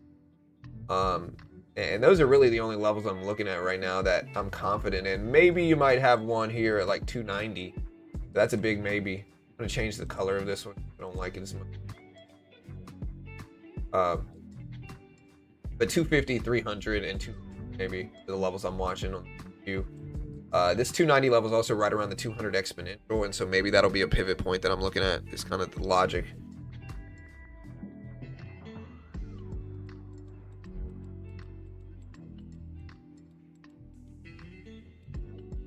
Yeah, I'm a big Portnoy pizza reviews guy. I watch all those pizza reviews.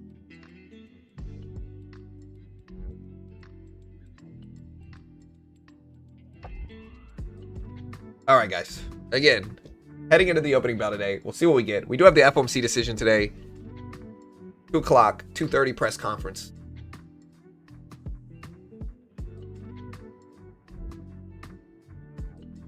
Watching breaking news. I don't see anything coming out now. So, still a little slow this morning, but wait, let me see. All right, so peace talks between Russia, Ukraine, and the United States are going to continue on February 1st. The Kremlin confirmed trilateral talks planned for February 1st. So that's good news. I love you.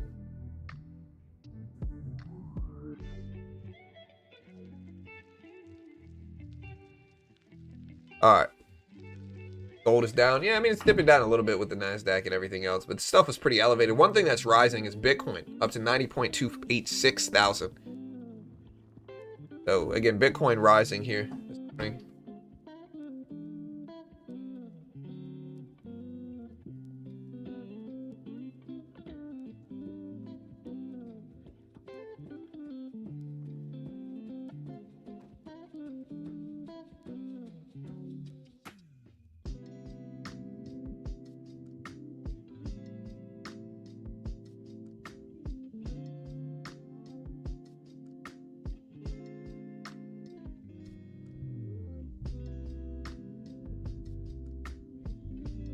All right, guys. I don't know. I've heard. Yeah, I mean, DX says now he says president speaks at 11 a.m. Didn't you say he would speak 25 minutes ago, or 30 minutes ago? So, I mean, maybe you're right. I'm not saying you're wrong, but the last one was wrong.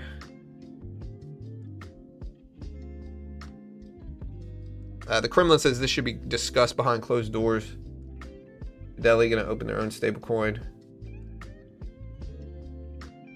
Gold is slightly down, but you did see the insane dip by. Yeah, I saw the gold push overnight this morning. So see if the NASDAQ holds. But again, we got the BlackRock says bonds are no longer a safe hedge. They say bonds no longer offer reliable portfolio protection amid rising volatility, and spikes in long-term yields are fueling debt concerns driven by tariff risks. With impacts strongest in Japan, the firm remains underweight long-term U.S. and Japanese government bonds.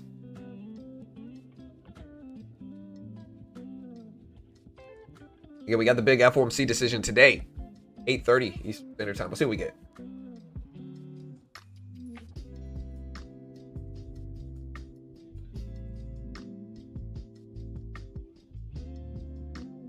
What color will Powell's tie be? I'm going to go with purple.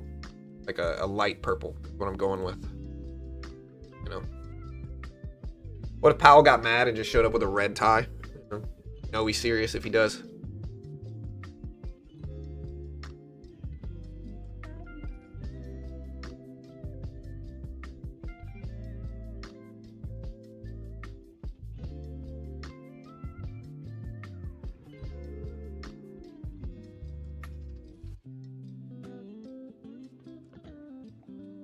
Not me, the sources said that. Yeah, I mean, again, you got to be careful with crypto social media accounts, specifically crypto Twitter accounts.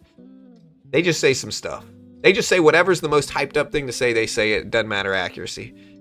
So, you got to be careful. They'll lead you in the wrong way.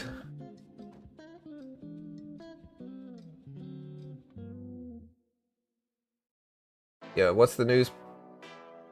What's the news there, Pawn?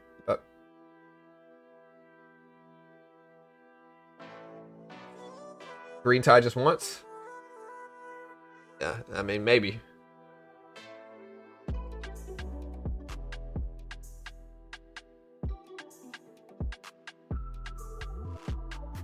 Again, if the government shuts down, which it's looking more and more likely, Saturday is when the government shuts down.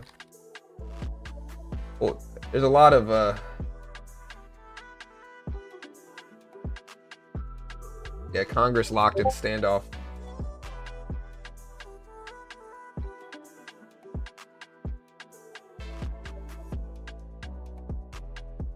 afraid of A messing up.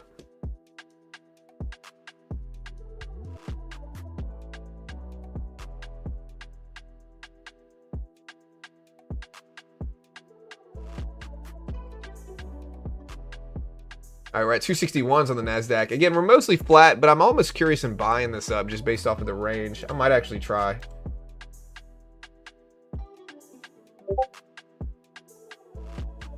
Immediate pop higher here. Well, that's good. I'll leave it.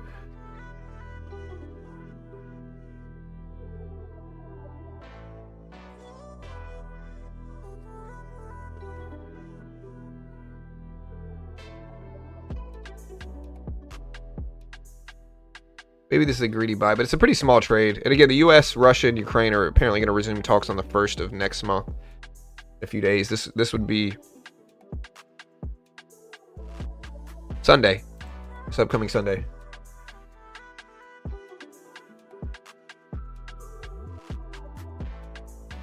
Yeah, it'd be a partial shutdown. The BLS and others would still be closed, though.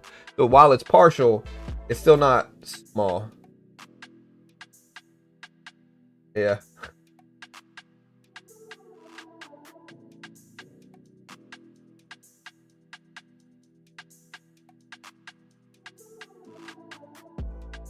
Wonder what the president will say after the Fed speaks. Who knows, man? Does he speak after that? It's hard to tell, to be honest. We'll see.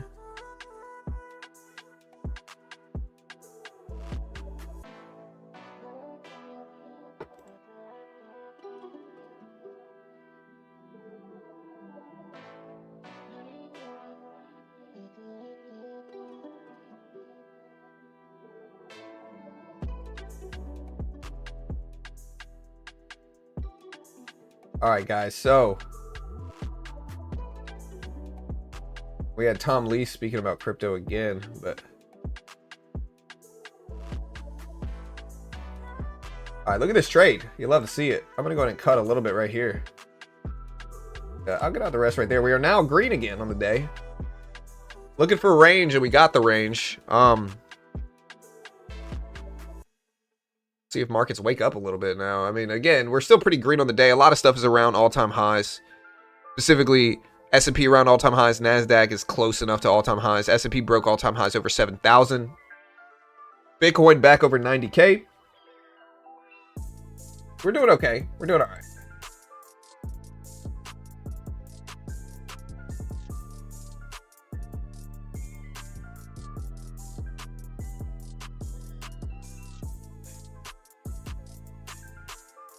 Oh.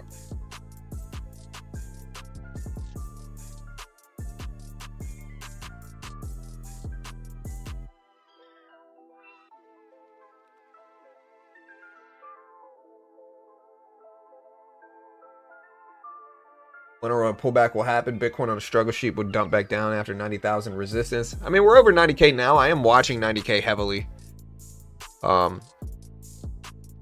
Again, Tether has quietly amassed around 140 tons of gold. 140 tons of gold worth about 24 billion, making it the largest known private holder outside banks and governments. The crypto giant is buying 1 to 2 tons of gold per week, storing bullion in a former Swiss bunker, and plans to expand into gold trading. And its purchases have made it one of the biggest new buyers globally.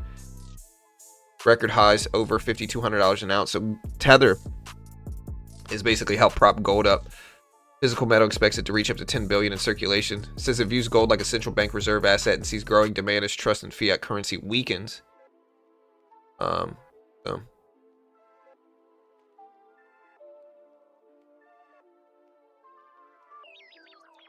Does Bitcoin hold over 90,000 today? We did a poll earlier. 64% think we're bullish today, and I tend to have a bullish bias as well, just because of the levels that we're at markets close to all-time highs. That makes me a little bit more optimistic regarding gold. That's kind of what I'm looking at. Like, I'm a little bit more bullish in gold because of that.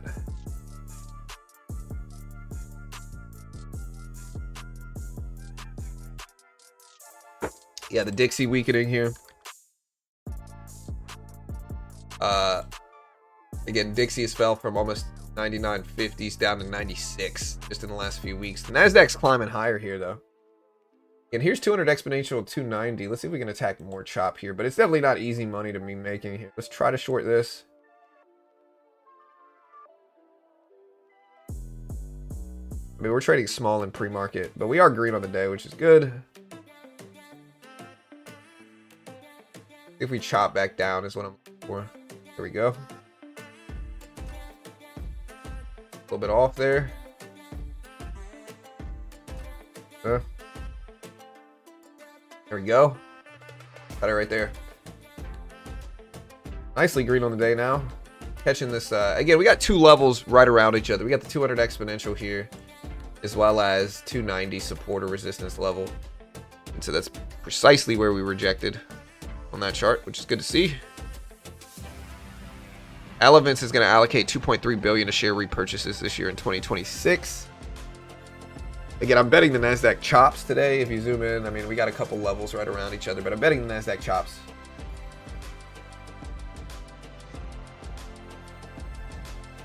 Crypto market structure bills tomorrow.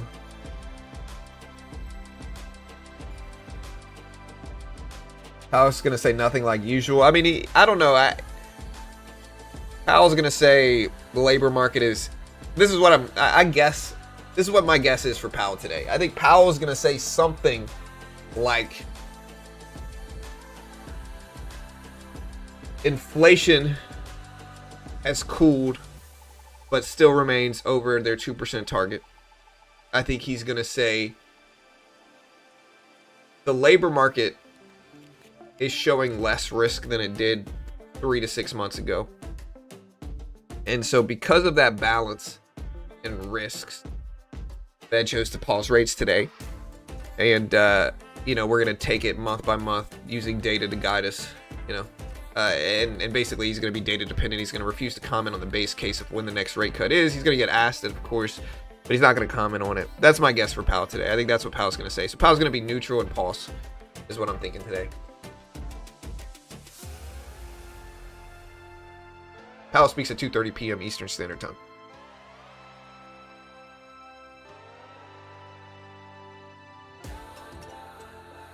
All right, guys, we almost got 35 minutes until the market opens. See what we get. 35 minutes. Again, NASDAQ rejected back down here. Watching the dollar index, watching gold, watching chips, Nvidia, Meta, Microsoft earnings today. IBM as well. Tesla at 240s or 430s for Tesla. So Tesla's green. Bitcoin over 90. NASDAQ's falling back down here, though.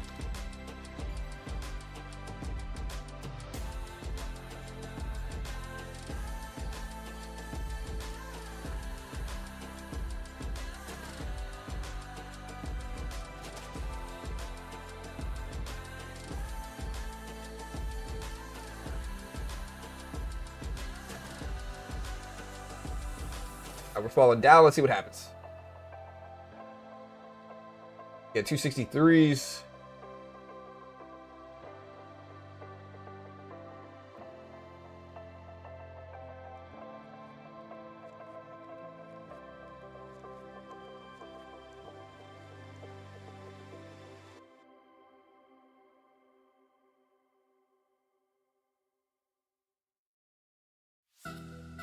When does the president actually speak?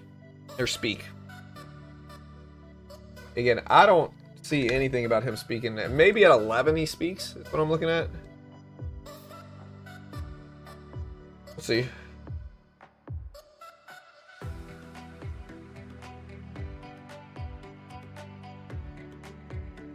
if I can find any more info. And again, it's looking like we're going to shut down.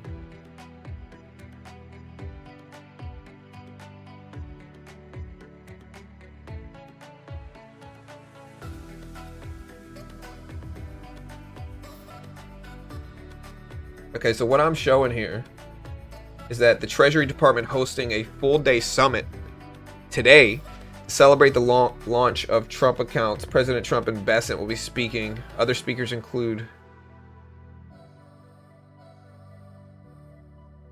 Can't tell if this is real or not. Other speakers include Nicki Minaj, Kevin O'Leary, Ted Cruz, Michael Dell, Cheryl Hines, Caroline Leavitt, and Jason Smith. Again, the president announced earlier that a massive armada is heading towards Iran, or Iran, I should say. Okay, so Levitt actually just said this. He's speaking at 11 a.m. Eastern time. President Trump's going to be giving remarks on Trump accounts. One of the greatest feats from the big, beautiful bill, she says. 11 a.m. Eastern time.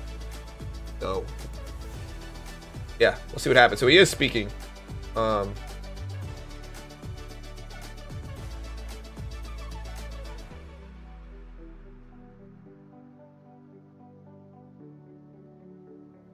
Bro, that Armada news was a few days ago. I mean, he tweeted it this morning.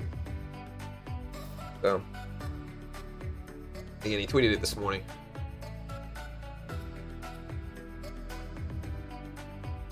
Yeah, so he tweeted it. And again, we'll stream the speech. Yeah, he tweeted it at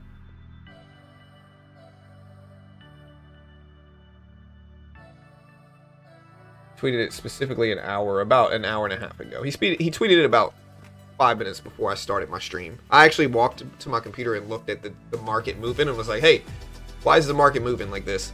Looked at oil. Oil was spiking. And it's because he tweeted this at specifically 7:12 market time, 3 minutes before I started the stream.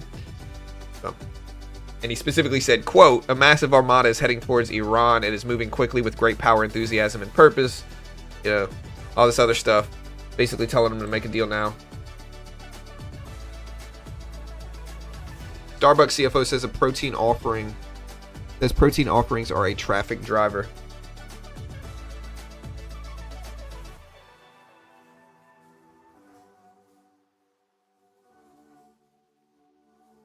Nicki Minaj for the new Fed chairman?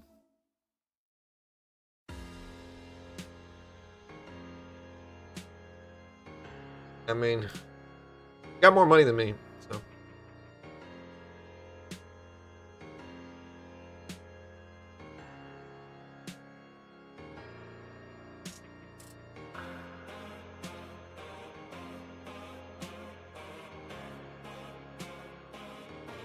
Nasdaq's choppy here, guys. Again, Nvidia up on Nvidia H200 chips getting unlocked. About 400,000 orders unlocked. Imports to China.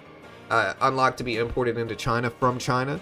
And so H200 chip imports are coming to China. That is fueling optimism in microchips. And Nvidia's up to 190s today. And gold's elevated as well at $5,300 an ounce.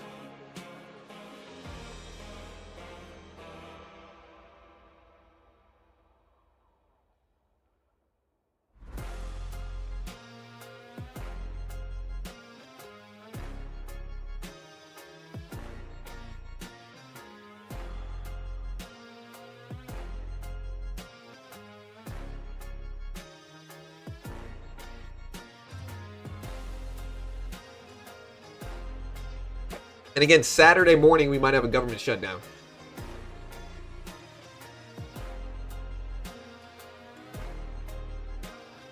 Yeah, so apparently, they're, you know, at least AI saying it's procedurally still possible to avoid a shutdown, but they're running out of runway and need very fast action in both chambers, plus a same-day signature. To keep the government open past Friday, Congress must either, 1, pass the remaining 6 appropriation bills, the current minibus, through both House and Senate, or, number 2, pass another continuing resolution CR, and then get it signed by the president before 12:01 on Saturday.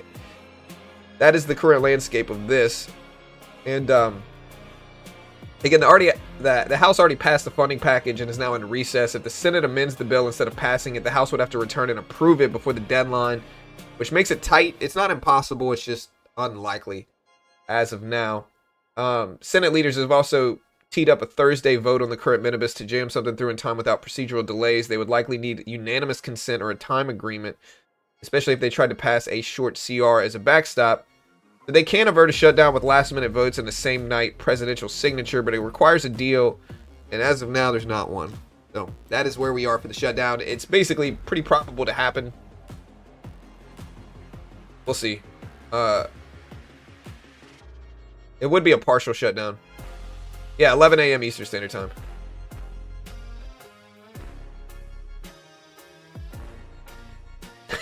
Fat rate cuts, yeah. Hey.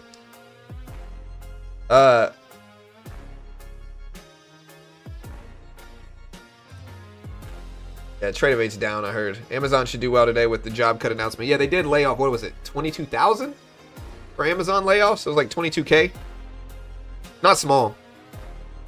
All right, so Iran to the okay, so Iran just said to the United Nations, they say that they are willing to discuss with the United States, but emphasize that they will defend themselves if pushed. Again, Anthropic's co-work AI tool automating cross-app tasks spurs action among Microsoft leaders, apparently. Again, the Nasdaq's very choppy and flat and sideways as of now. Again, we got less than 30 minutes before the opening bell. 16,000? Okay, it's 16,000 layoffs for Amazon is what it is. So.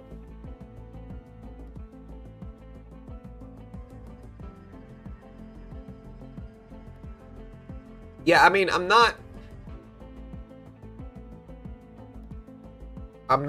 agreeing or disagreeing with anything here. But didn't they already fund ICE through like 2029?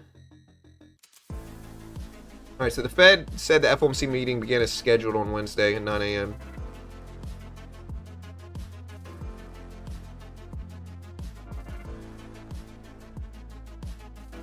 I mean, I don't know if it's down. I don't use Trade Evade, but I heard it is. I heard it's glitching, it's down, it's having problems. Might deep dive at the open, but come back ahead of the Fed decision, maybe.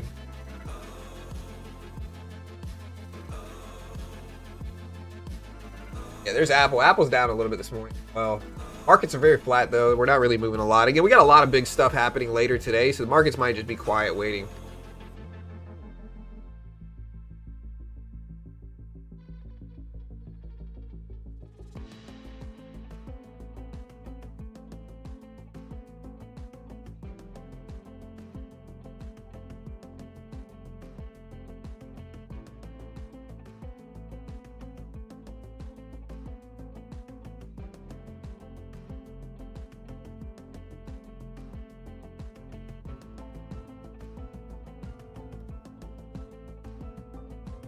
Tired of your side versus I'm tired of your side versus my side.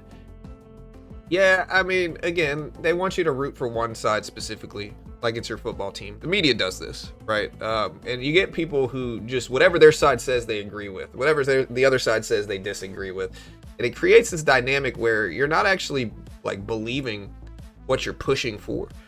Unfortunately, on both sides. This is not just one side. This is both sides. And so at a certain point, you got to just kind of take a step back and say, hey, like, let's try to be objective here. Let's see which policies we support, which policies we don't support. And I would say most people are reasonably in the middle here. Like, most people are reasonably in the middle. And so.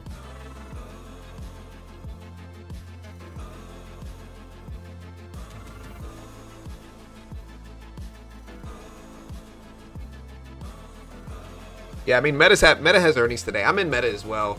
But I got a pretty good average. I'm in at like 600 for Meta. So we got a pretty good average for Meta.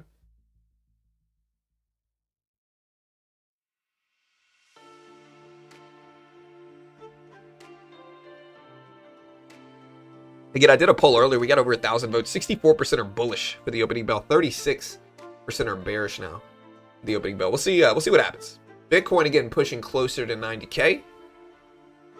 So Bitcoin's getting close to 90,000.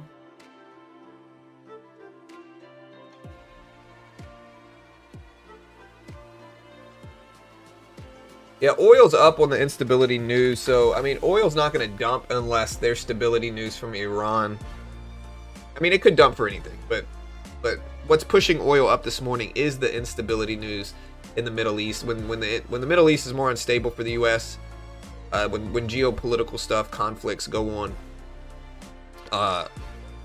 oil, because of more scarcity, the price per barrel increases, and more stability and less scarcity makes the price of oil per barrel decrease, right? So that's one of the reasons you see oil up to almost $64 a barrel right now, is because of the tweets regarding, you know, the Middle East and stuff like that. Like, that's what's going on. Gold just dipped big. I mean, I don't know if I'd call this big. Are you saying this is big right here? I mean, maybe the range is just big on gold, so it looks smaller than it is, but gold's just sideways over the last 3 hours. Basically, gold broke all-time highs, pulled back, The volume weighted average price at 52.80. It's basically been going up and down, chopping sideways for 3 hours now. It's making big moves up and down. Don't get me wrong. Down, up, down. You know, like, we'll see what happens. But it's kind of sideways as of now. And we're heading into the opening bell in 22, 23 minutes. So maybe that'll unlock some volatility for it.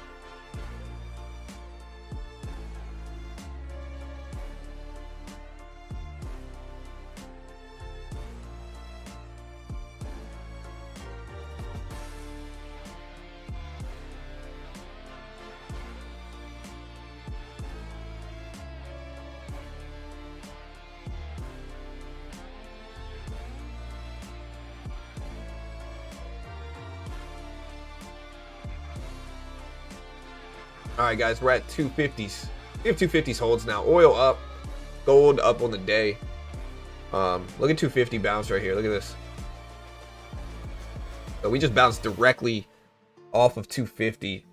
We'll see if it holds, but yeah.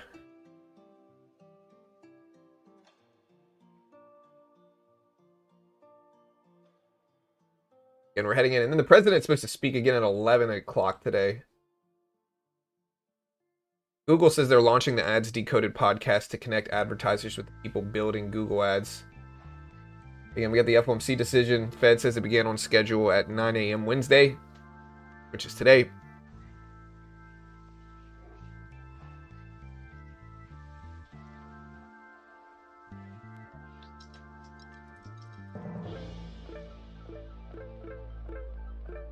But yeah, look at that bounce exactly off of 250 here. That's why we watch it directly off of 250.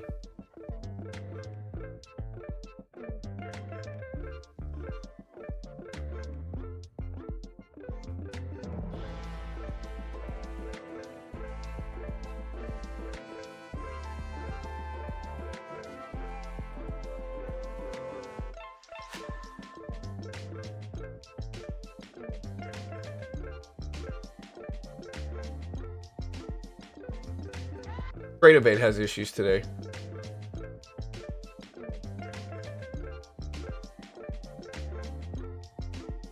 Yeah, again, here's 250. I get it. Not an investment professional, but we'll see what happens.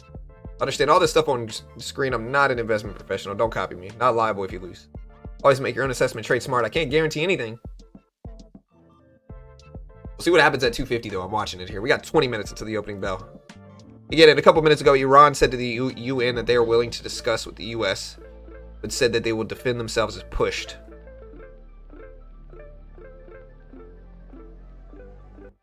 Again, we're going to trade into the opening bell today. We will see what we get starting today, but we are going to trade into the opening bell today. Let's see what happens. I think we're at 250s right now.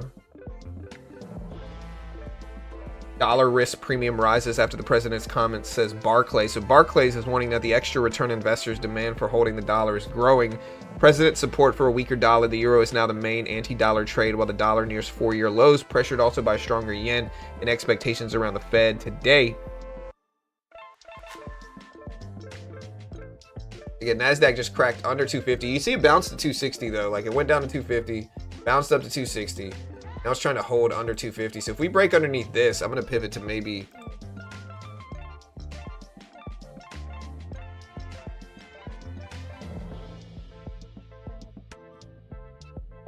maybe 225 or 230 right here. But NASDAQ's starting to flush a little bit. What's your favorite asset to buy today, guys? Let me know in chat. What do you like buying today?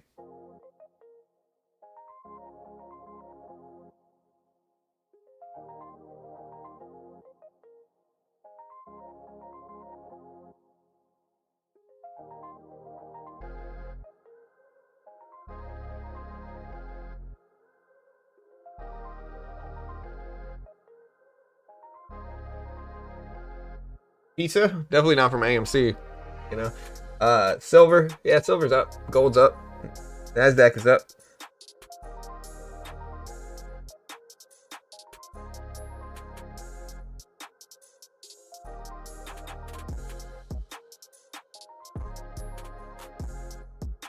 Solar.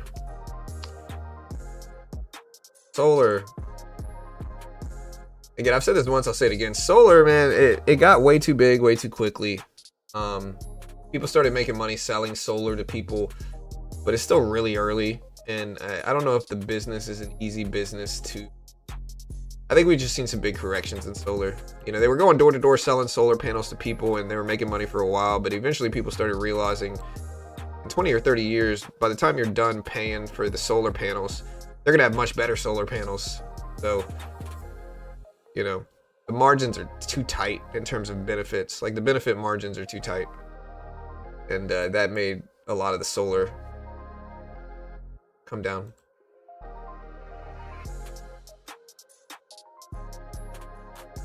He speaks at 11 o'clock a.m. Eastern. 11 a.m. Eastern, he speaks.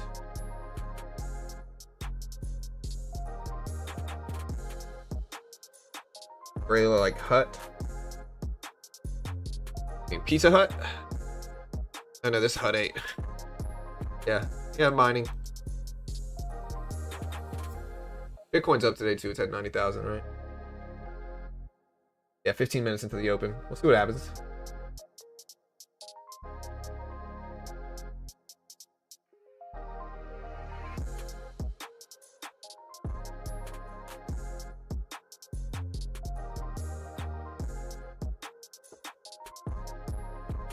Nasdaq break it down, we're at 240s here, 240s.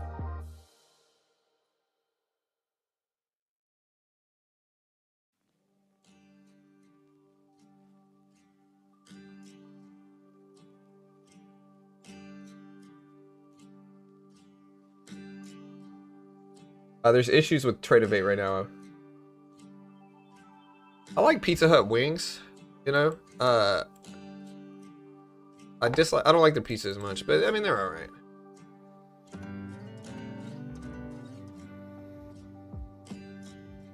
Fed watch still expectations are about 97 something. It's basically 97 to 3% likely in a pause today. So we're almost certainly gonna pause. The real question, whenever something's this weighted to one side, is what is Jerome Powell's tone? What is Powell's tone like?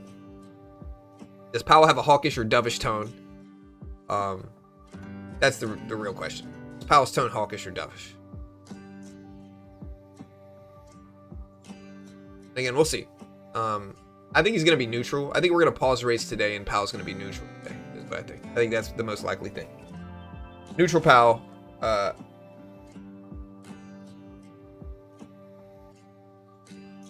Yeah, what I do know is that if I eat,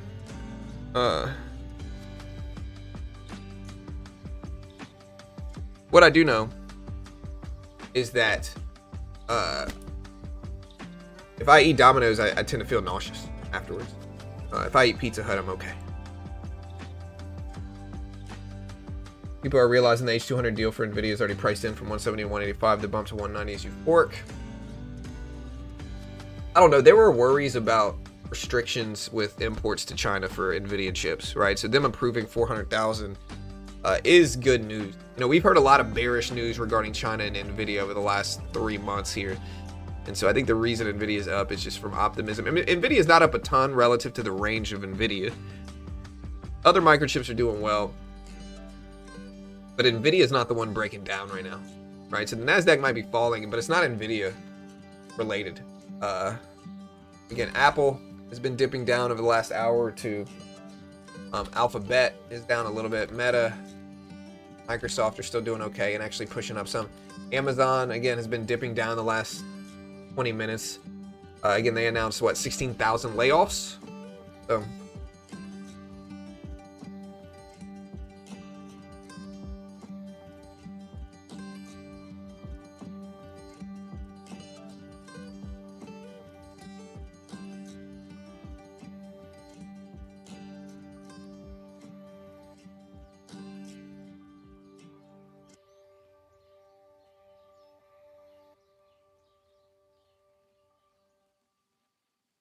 yeah, you can bet on whether Powell's going to say specific words. Pawn showing the minister right now. I think the most likely one is goods inflation. It says goods inflation. I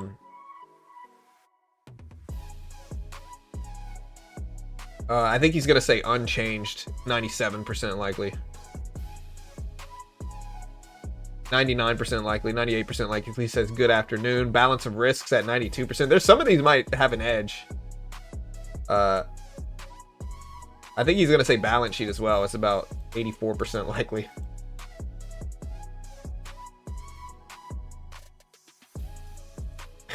Him betting that he's going to say egg is at 6% likelihood right now. Why would he say egg? What's the context of him saying egg? I don't know.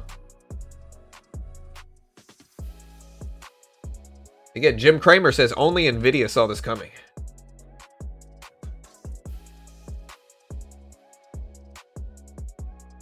Again, Tether CEO says they aim to allocate 10 to 15% to physical gold in its investment portfolio.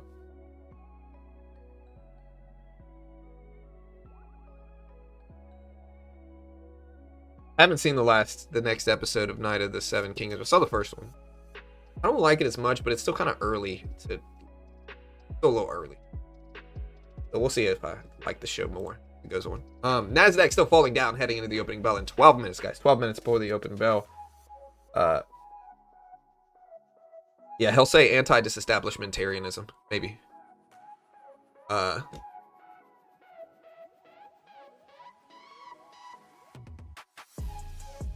Kramer is bullish in silver. That's bad for silver.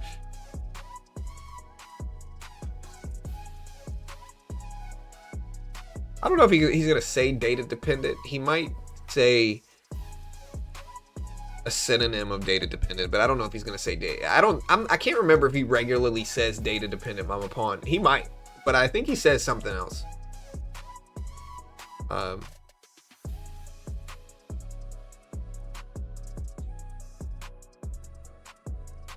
Yeah, 90,000 just cracked on Bitcoin. So Bitcoin now under 90K again, heading into the opening bell in 11 minutes. We are going to trade live today.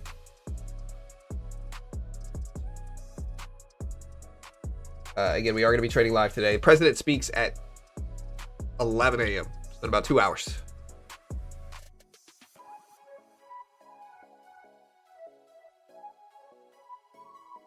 Yeah. All right, guys. NASDAQ down 26,241s.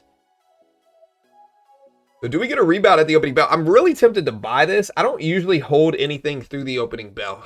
But I think because of all the stuff going on and because it's FOMC day, is because it's also big tech earnings day, and because we got a lot of catalysts later in the day, markets might move choppy, and we've broken down a little bit ahead of the open. So maybe we'll have some bull edge on the upside after the opening bell in 9 minutes. We will see. But yeah, we'll see. What do you guys think? Bull or bear for the open, guys? Put bull or bear in chat right now. We did some polls. 64% were bullish. 36% were bearish. See if that tune has changed a little bit. Are you bullish or bearish for the opening bell, guys? Let me know. Get from precious metals to crypto seems to be happening. Well, yeah, Tether's buying up gold. They're buying up like a couple tons a week of gold is what they said. Bull, bear, bear, bear, bull, bull, bull, bull. So I'm seeing mostly bulls. The chat. I guess I'm bullish. Yeah, I guess I'm bullish. I mean, I am not super bullish, but I think we might chop up a little bit, depending on how volatile the opening bell is. So I think we could chop. Let's see.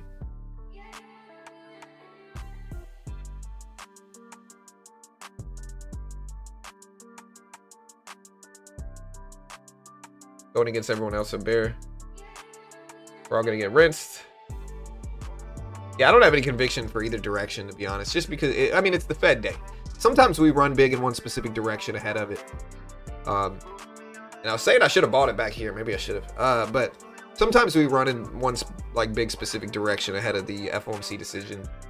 But a lot of the time, small range sideways action leading into it, just based off of the catalyst. Also, Microsoft, Meta, Tesla earnings, IBM earnings today might also curb the volatility leading into them. Well, so why is oil falling?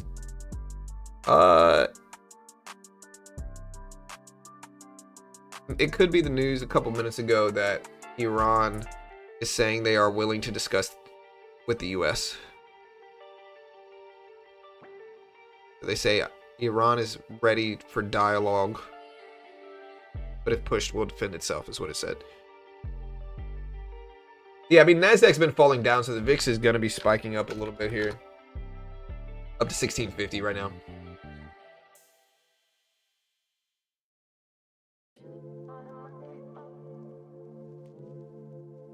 So we'll see.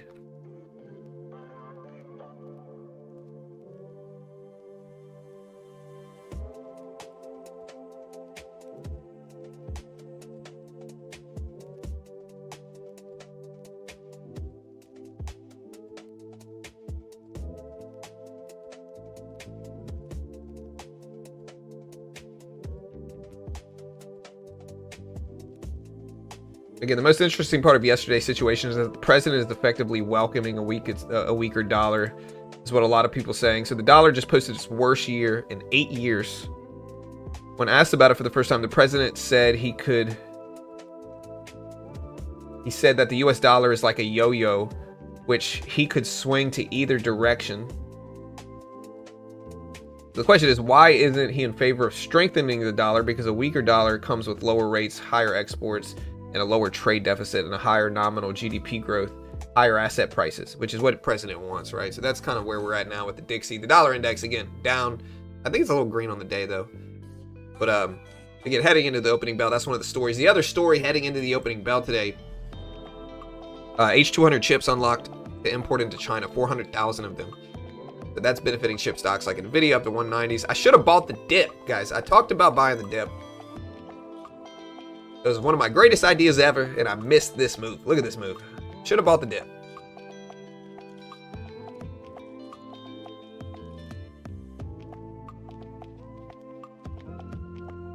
Iran wants to negotiate. Oil pulled back short term, so here's oil. We got up to 63s, 63.50s. It's back down to 63 a barrel now, but it's still elevated on the day heavily after the president's tweet earlier this morning. That's the other news. One of his tweets causing some instability worries and scarcity worries regarding oil. That's why oil spiked as soon as he tweeted that earlier this morning regarding an armada to Iran. See if oil stabilizes into the opening bell.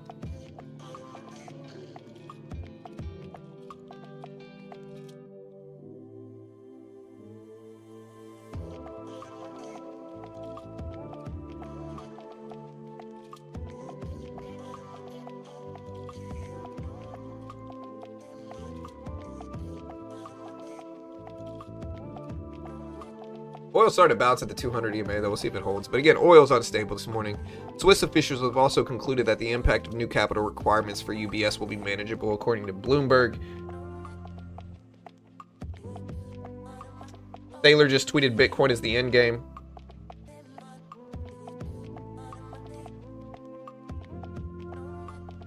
Again, gold elevated close to all-time high, so I'm definitely watching gold today. Gold is currently sitting at $5,300 an ounce. Silver is at 114 an ounce roughly right now. Silver at 114, gold at $5,300 an ounce. So we're definitely going to be watching these at the bell. And again, we got 3.5 minutes into the opening bell, guys. Let's see what we can get today.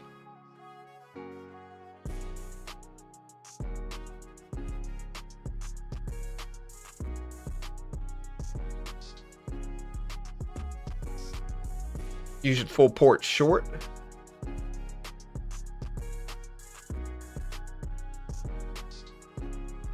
Weaker dollar improves export competitiveness.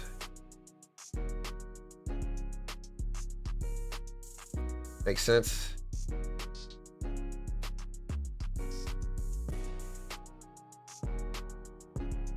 All right, 3 minutes, guys. 3 minutes. Should end poverty. I can't personally end poverty. I'm talking about somebody else, but it's not as easy as people think it is. Why? Because people are people. People are gonna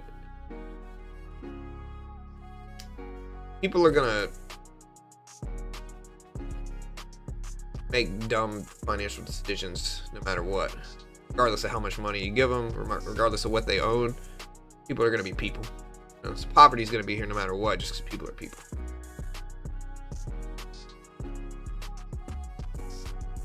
NASDAQ up to 250s.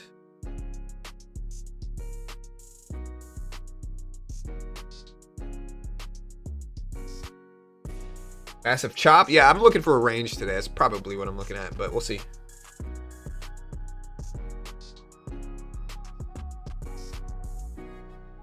All right, we're at 252s.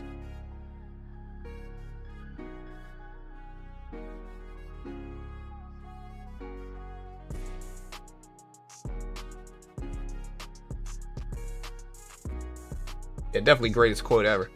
All right, guys. Hey, the opening bell is here.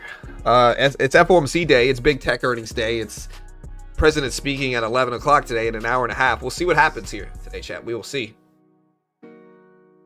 Again, maybe we'll get a big range. Maybe we won't. I'm going to look at trading silver, gold, oil, maybe micro Bitcoin futures. And we're going to watch microchip stocks and maybe trade some of them as well here. And here's NVIDIA. Still holding over 190s. All right, guys, here we go. We got 1 minute. 1 minute.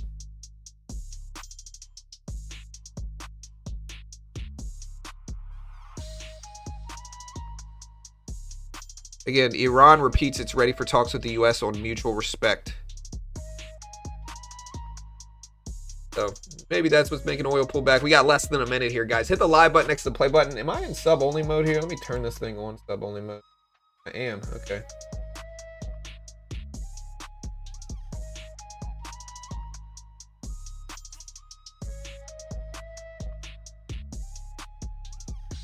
Yeah, good luck out there today, guys. We'll see. Again, 30 seconds. Hit the live button next to the play button. Put it in 2x speed. Worried about chop. So I am worried about some chop. Can you freestyle onto this beat? You gotta pay me more than that, bro. To hear these bars, you know. I need more than that, you know. All right, guys. NASDAQ up to 257s. All right, there's the open. Again, if that's delayed, hit the live button next to the play button to put it in 2x speed. NASDAQ dropped originally at the opening bell. NVIDIA falling down to 190s. Well, Bitcoin down, but we are now retracing back up. Oracle is popping up. Again, let's see what happens with NVIDIA. But again, little retracement at the opening bell. Tight range so far. We'll see if we get some breaks here. I'm watching 225 down here.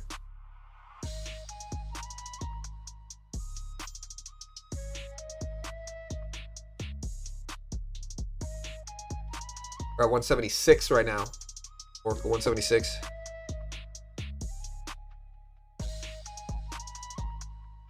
Again, S&P up 7, hit 7,000 for the first time.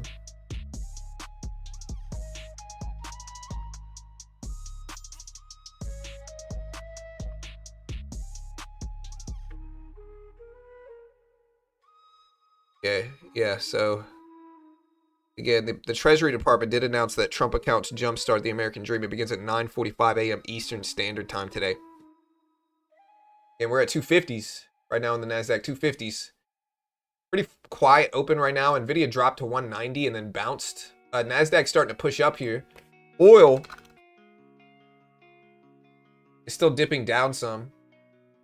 And gold falling a little bit at the opening bell as well here. So again, Alphabet down. It looks mostly red. I don't see much bouncing here. I mean, NVIDIA's retracing some. What's driving the market higher as we speak here? Not NVIDIA. I mean, NVIDIA's moving back up a little bit, but this looks mostly bearish to me. Very tight range so far at the open. All right, we're 2 minutes into the day. Tempted to short right here, but I'm going to wait.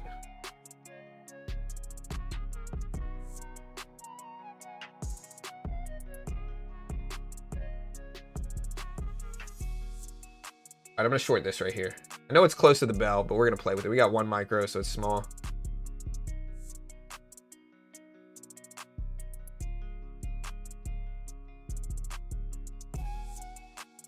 Getting some range. NVIDIA's starting to fight its way back, though, here. So we're green, but there you go. I'll hold the rest break even. Looking for 250s. We're going to cut it right there. It's too close to the bell. We'll probably jump back in pretty quickly here sometime, but with NVIDIA bouncing back up, look at NVIDIA up to 192s here. So we had to cut that short. Maybe the 200 exponential will reject it, but it's too fast right now. We're going to get out and wait. It's seen some rebounds in tech, so that's good. Again, S&P broke 7,000 for the first time at the opening bell this morning. Got up to 7,002 technically for S&P 500. Look at this 290 level.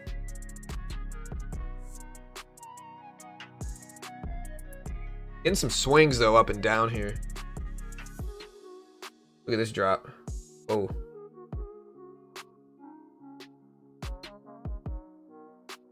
Definitely a tight opening range as of now.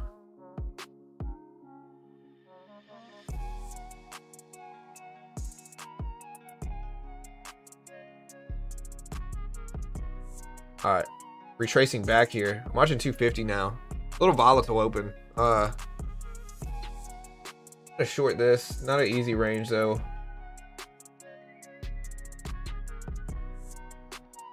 I didn't quite get the retracement I wanted here, but we're back down. Go.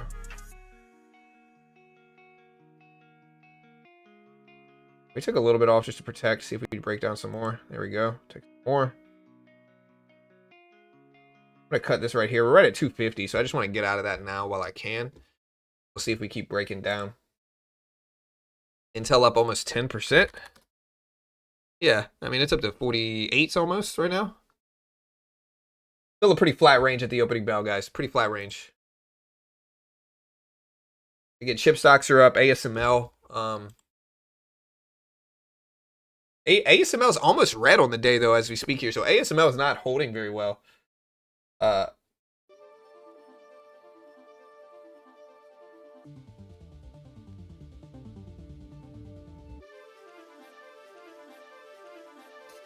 See if we hold.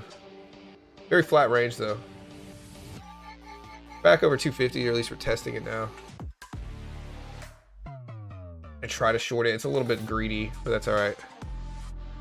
Greed is good sometimes. We'll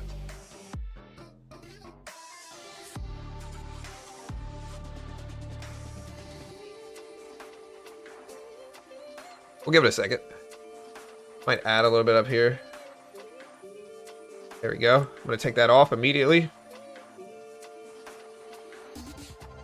50 ticks right now. I'm going to cut it right there. Hey, greed, for lack of a better word, is good sometimes, guys. I missed a little bit of this breakdown, but I'm scalping this move right now. It's the opening bell. Silver spiking, though, at 114s. Gold creeping up over 5,300s as well here. NVIDIA sideways. Alphabet sideways. Meta. Microsoft. All down since the opening bell. Tesla's up a little bit, though. Apple's breaking down a little bit as well now.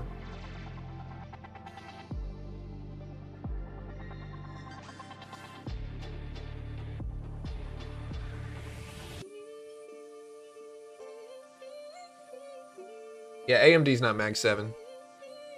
Mag 7 is Meta, Microsoft, Apple, Amazon, Alphabet, Tesla, I believe is still in there, and Netflix, if I remember correctly.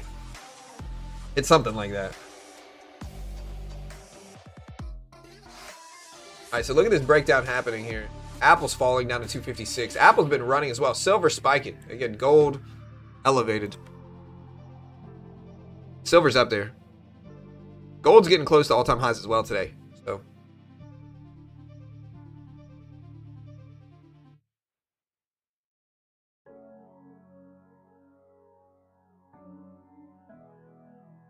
I don't know if Netflix is Mag 7. Again, I might be wrong about Netflix. Netflix is the only one. I know Google is Mag 7, Apple, Microsoft, Alphabet, Amazon, Nvidia, Meta, and Tesla. So it's not Netflix. Sorry. But Apple, Microsoft, Google, Amazon, Nvidia, Meta, and Tesla. I forgot Nvidia. I don't know how I forgot Nvidia in there. Alright, I might start buying this dip though. Here, let me see.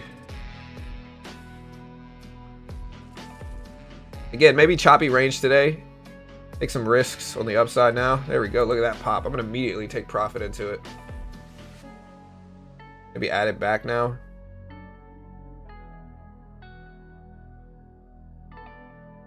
See? Again, choppy day, Fed decision, tech earnings.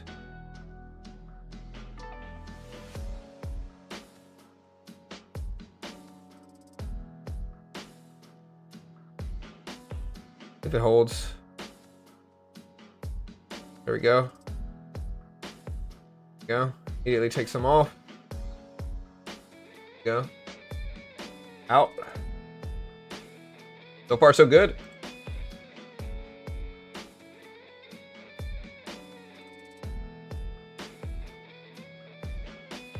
Sideways chop theory worked. Again, the president just posted. He said the S&P 500 just hit 7,000 for the first time ever.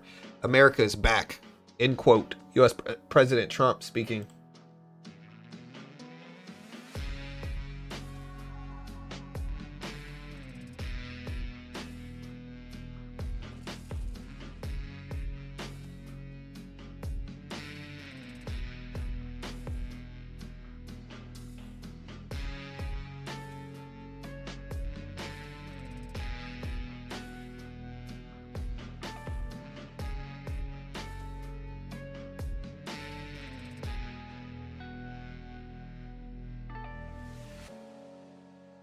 You get S&P broke 7,000. Alphabet's starting to push up to 336s here.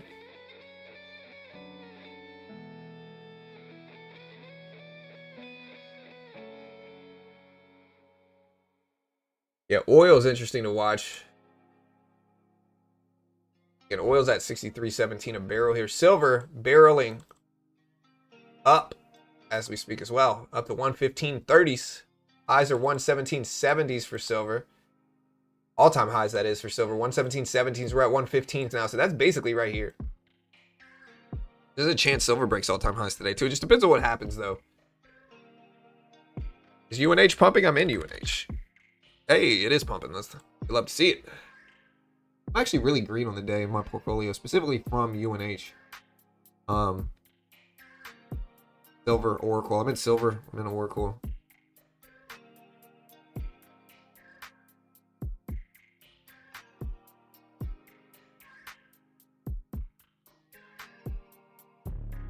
All right, guys, look at the market rebound back up. Again, choppy thesis was right. Bitcoin now under 90,000, though. Oil up to 63. 15s. Again, silver pushing higher here. Nasdaq's climbing higher, back up to 260s.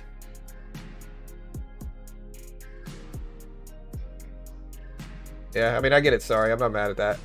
Good luck, brother. SanDisk.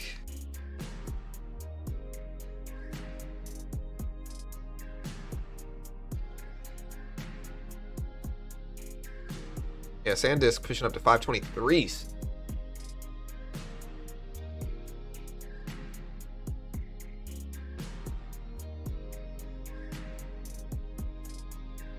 As that climbing higher here.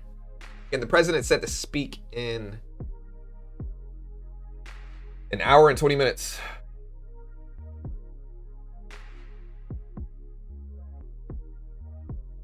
Now we're at the 200 exponential here. I could target this. I might attack a pullback to 250 if we get one, but I also think it's choppy, but maybe a dip to 250 is what I'm going to target. Again, not an investment professional. Don't copy me, not an investment professional. We'll see.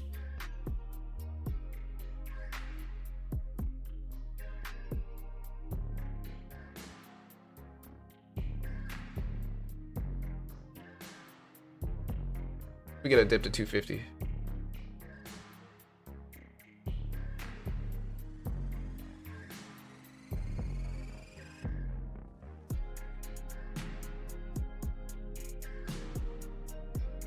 President pick his new chairman? I don't know. I really don't. I don't know. I really genuinely don't. I mean, he's been pushing it back every time, so I'm not really sure.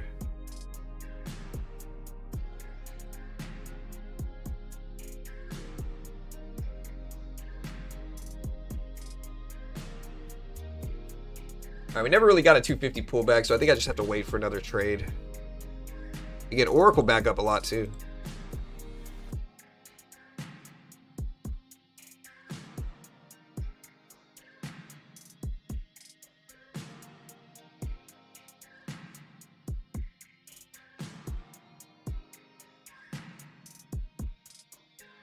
Might add a little bit to my UNH trade here.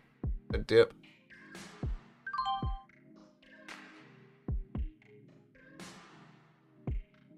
A little risky, but we're so green on the day. Should be all right. Yeah, SNDK, SNDK up to 530s.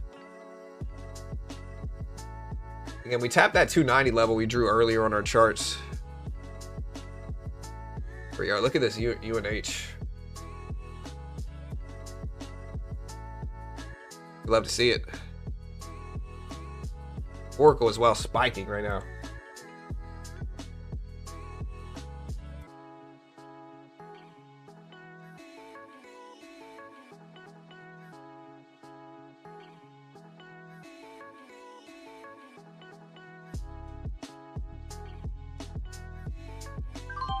Took a little bit off of United Health.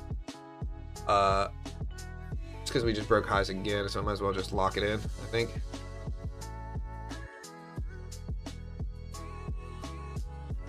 Yeah, dude, memory names are flying, bro. If anybody's ever tried to buy, if anybody's tried to buy RAM, bro, it's like $1,000 right now to get like what 32 gigs of RAM is like $1,000.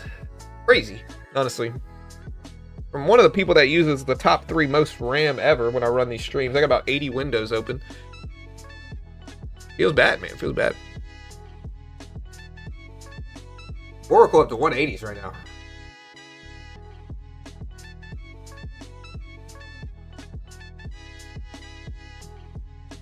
Nasdaq trying to get over that 300 level, getting rejected here. So let's see if we hold.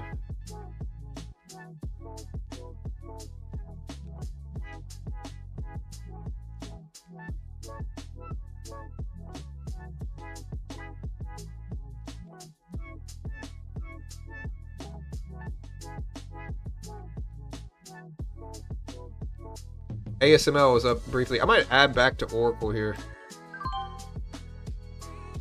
See if this pullback is bought up.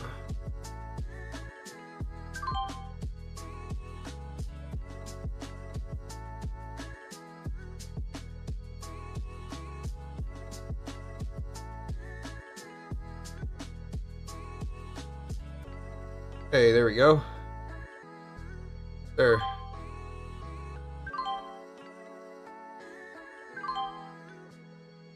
Bank of Canada held rates at 2.25% as expected. So the Bank of Canada did hold rates at 2.25% as expected here today. That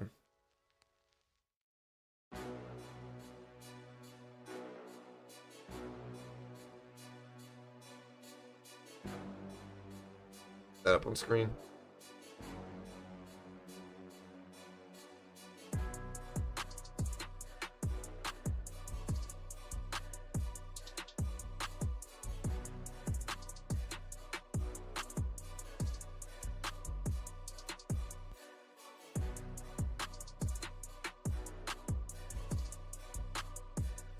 Alphabet just ripped over highs as well. So we're starting to see some strength here. Maybe I'll buy 275 right here. Maybe. This level.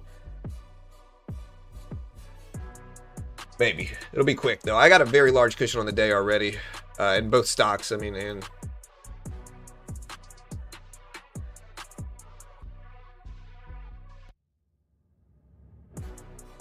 only got a little bit left in UNH.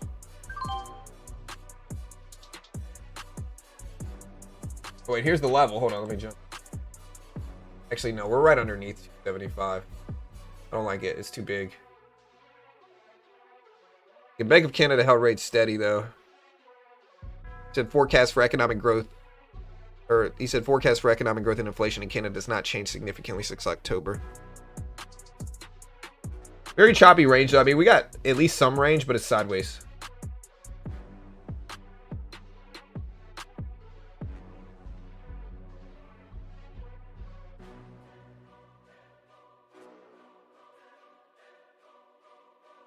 Look at this dip here. Get back down here, guys. Range thesis made sense. Again, Nvidia and Amazon may be part of OpenAI funding round according to CNBC's favor. So according to CNBC's favor, Nvidia and Amazon may be part of OpenAI funding round, apparently. Again, Bank of Canada says rates still appropriate, ready to react if outlook changes. And I think that's basically what I was going to say as well. Alphabet turning. A lot of microchips turning.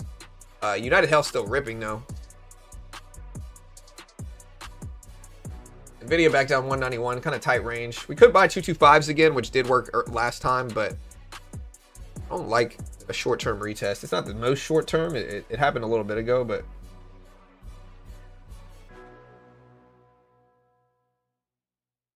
it bounces right here at 225. I'm gonna might cry. Bitcoin all the way down to 89.3s again. Look at United Health.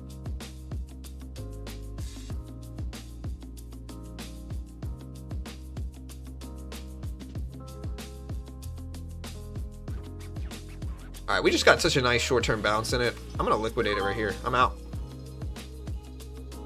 It might keep going. I think it might keep going. But you guys know me, I'm a wimp with that type of stuff.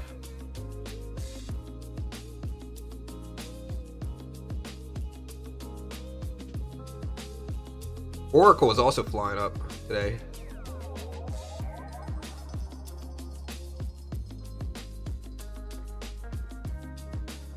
We bounced right around 225 again. As a Baton Rouge native, I should have bought that dip at 225. That should have been my sign right there. That's okay. Just for those that don't understand, 225 is the area code of Baton Rouge. Oracle's still bouncing at 178.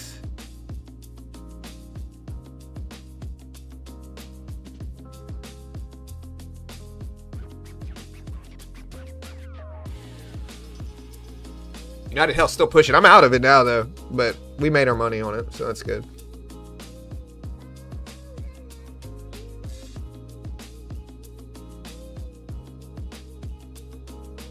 Bank of Canada Governor Tiff Macklem says elevated uncertainty makes it hard to predict timing or direction of next rate.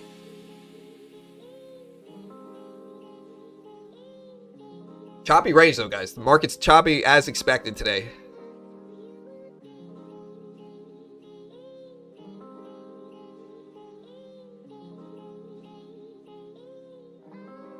They say we expect to see some reallocation of capital and workers as new opportunities open up. Look at the 200 exponential 75 level here. I'm not saying my levels work, but they definitely work. You know, 30% of the time they're right every time. UNH pulling down to 290s. Silver's popping back up a little bit, but it's kind of quiet too. Well,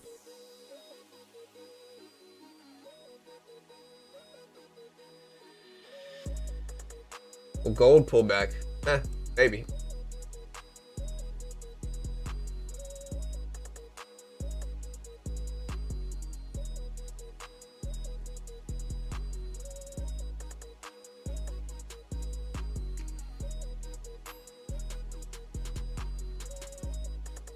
You lose, I don't know whose fault it is, but it's definitely not my fault.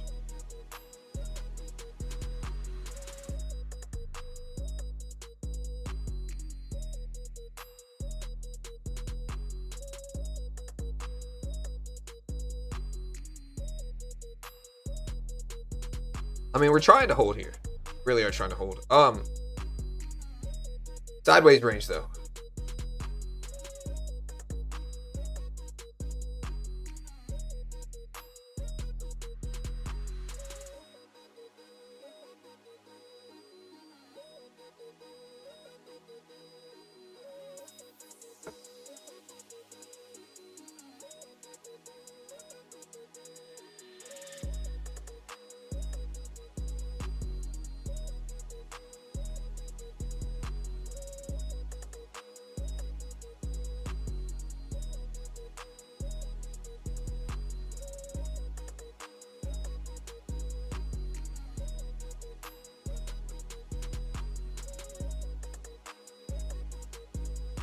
Kramer said he's a gold bug and that silver would crash. Silver's up in the day. Oracle just broke highs. Oracle just broke highs of the day again here. Keep it going, Oracle. Oh, I'm very green on the day. My silver play is definitely green. United Health I'm green on. Treasury bills.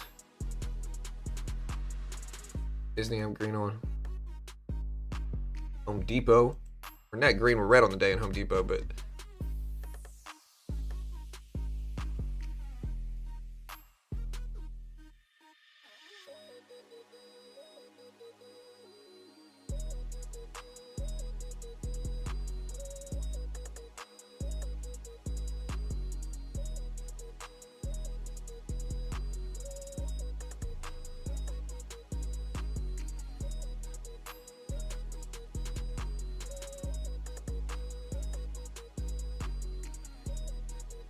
yeah, chopped and sideways. Again, I told you guys, like, sideways action makes the most sense today. Why? Because we got a lot of big catalysts coming out later on in the day. We have FOMC, we got earnings, we got the president speaking at 11 o'clock market time in about an hour. So a lot of stuff going on today makes question marks and apprehension stocks and equities.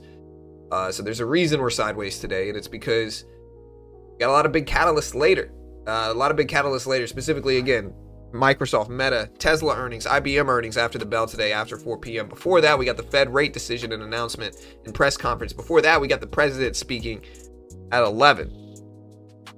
And I might just stick around and stream all of it here.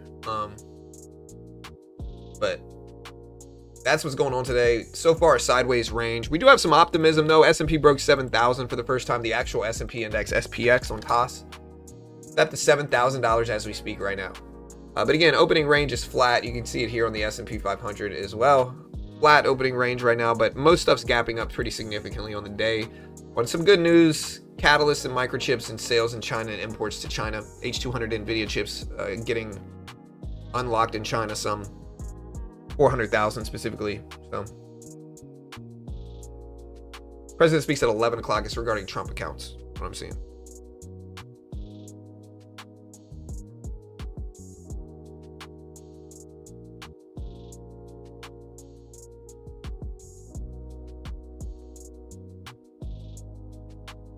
Again, NVIDIA and Amazon also might be part of OpenAI funding round, according to CNBC.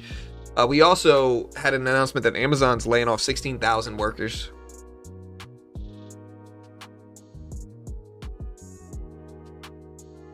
We'll see what that looks like.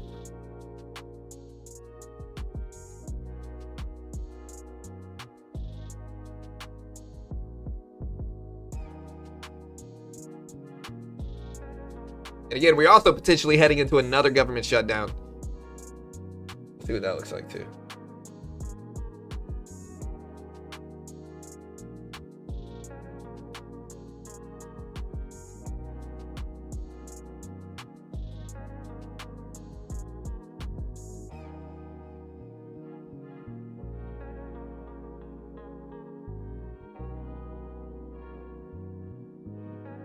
All right, guys, we're at 285s.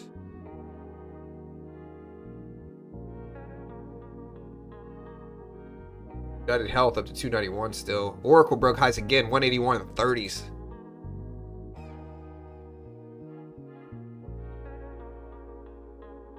Very good day for my portfolio here.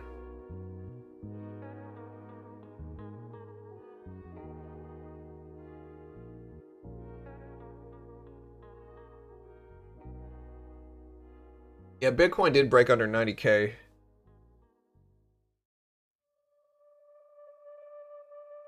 I don't think they cut CapEx. Yeah, there's a lot going on today. Today's a very busy day. See what happens. I'm ready for it. Look at 290 getting rejected here. Here's the 200 exponential on 275. This right here might be a level also, though, so we might pop back and forth. I take a little bit off of Oracle. No, it's not a huge. Although Oracle is kind of volatile.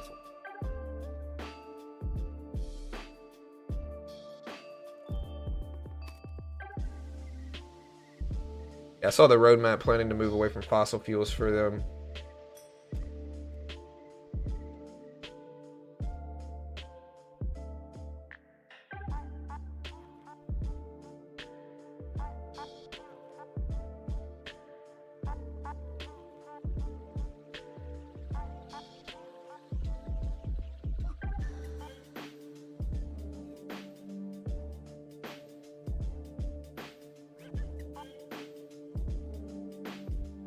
All right, guys, so we are dipping down a little bit here.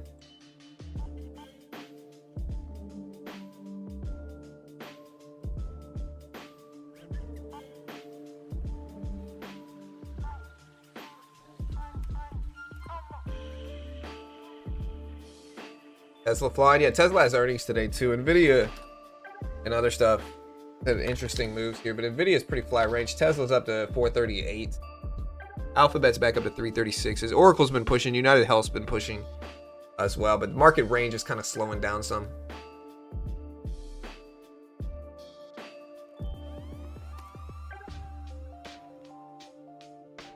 Next event is the president speaking.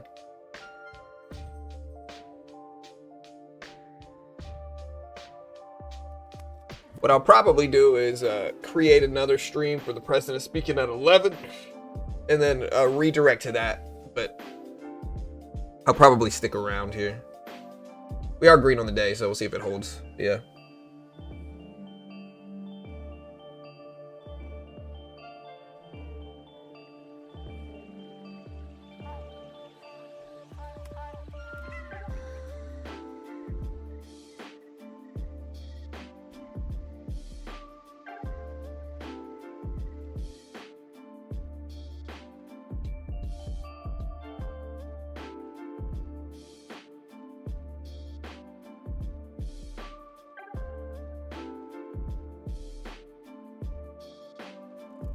Nasdaq pulling back down. Let's see if it holds 250s here.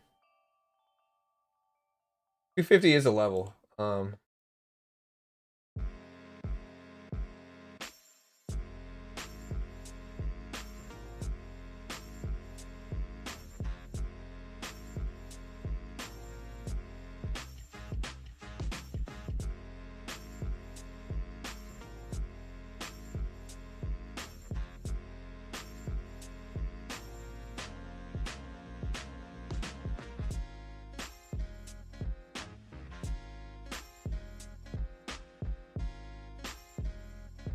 All right, so 250 did cause a bounce level here. Is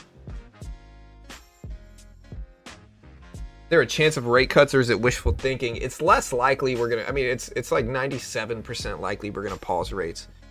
So I mean, you know, there's still 3%. 3% is not nothing. There's a chance, just not a very high probability chance. So there's a chance, but it's just not likely or probable, I'll say. You know.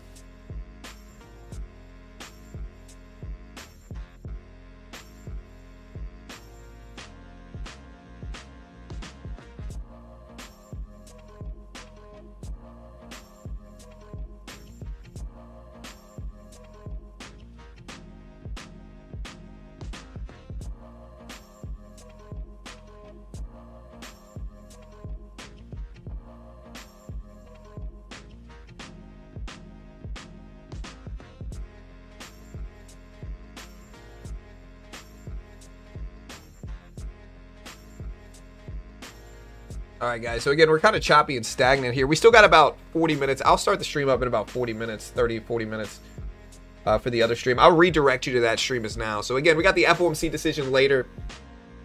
After that, we got the U.S. president speaking. Or before that, we got the president speaking at 11 o'clock. The FOMC decision's at 3 o'clock as well. Or 2 o'clock. So we got the president speaking. We got the FOMC decision later on. They got a bunch of stuff happening here. So just be ready. See what that looks like.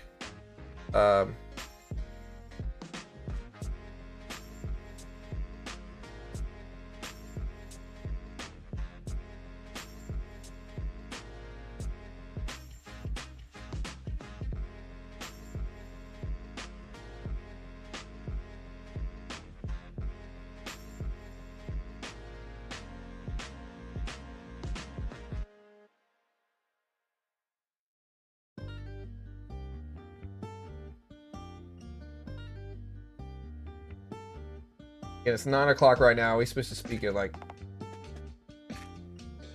Or it's 10 o'clock right now. He's supposed to speak at 11. So we got a couple hours. He's usually kind of late too. So... We'll see.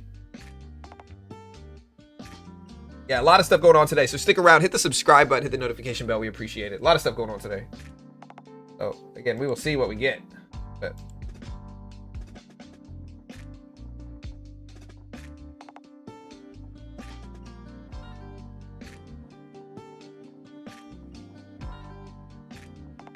Again, as soon as I close this stream, it'll redirect you to I will be streaming the president's speech.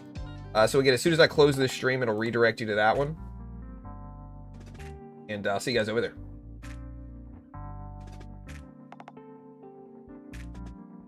Not an investment professional. Not liable if you lose money. We are green on the day, though. I'm just saying, we are green on the day. So yeah, I'll see you guys over there. Y'all be good. Have a great day. FOMC later. 2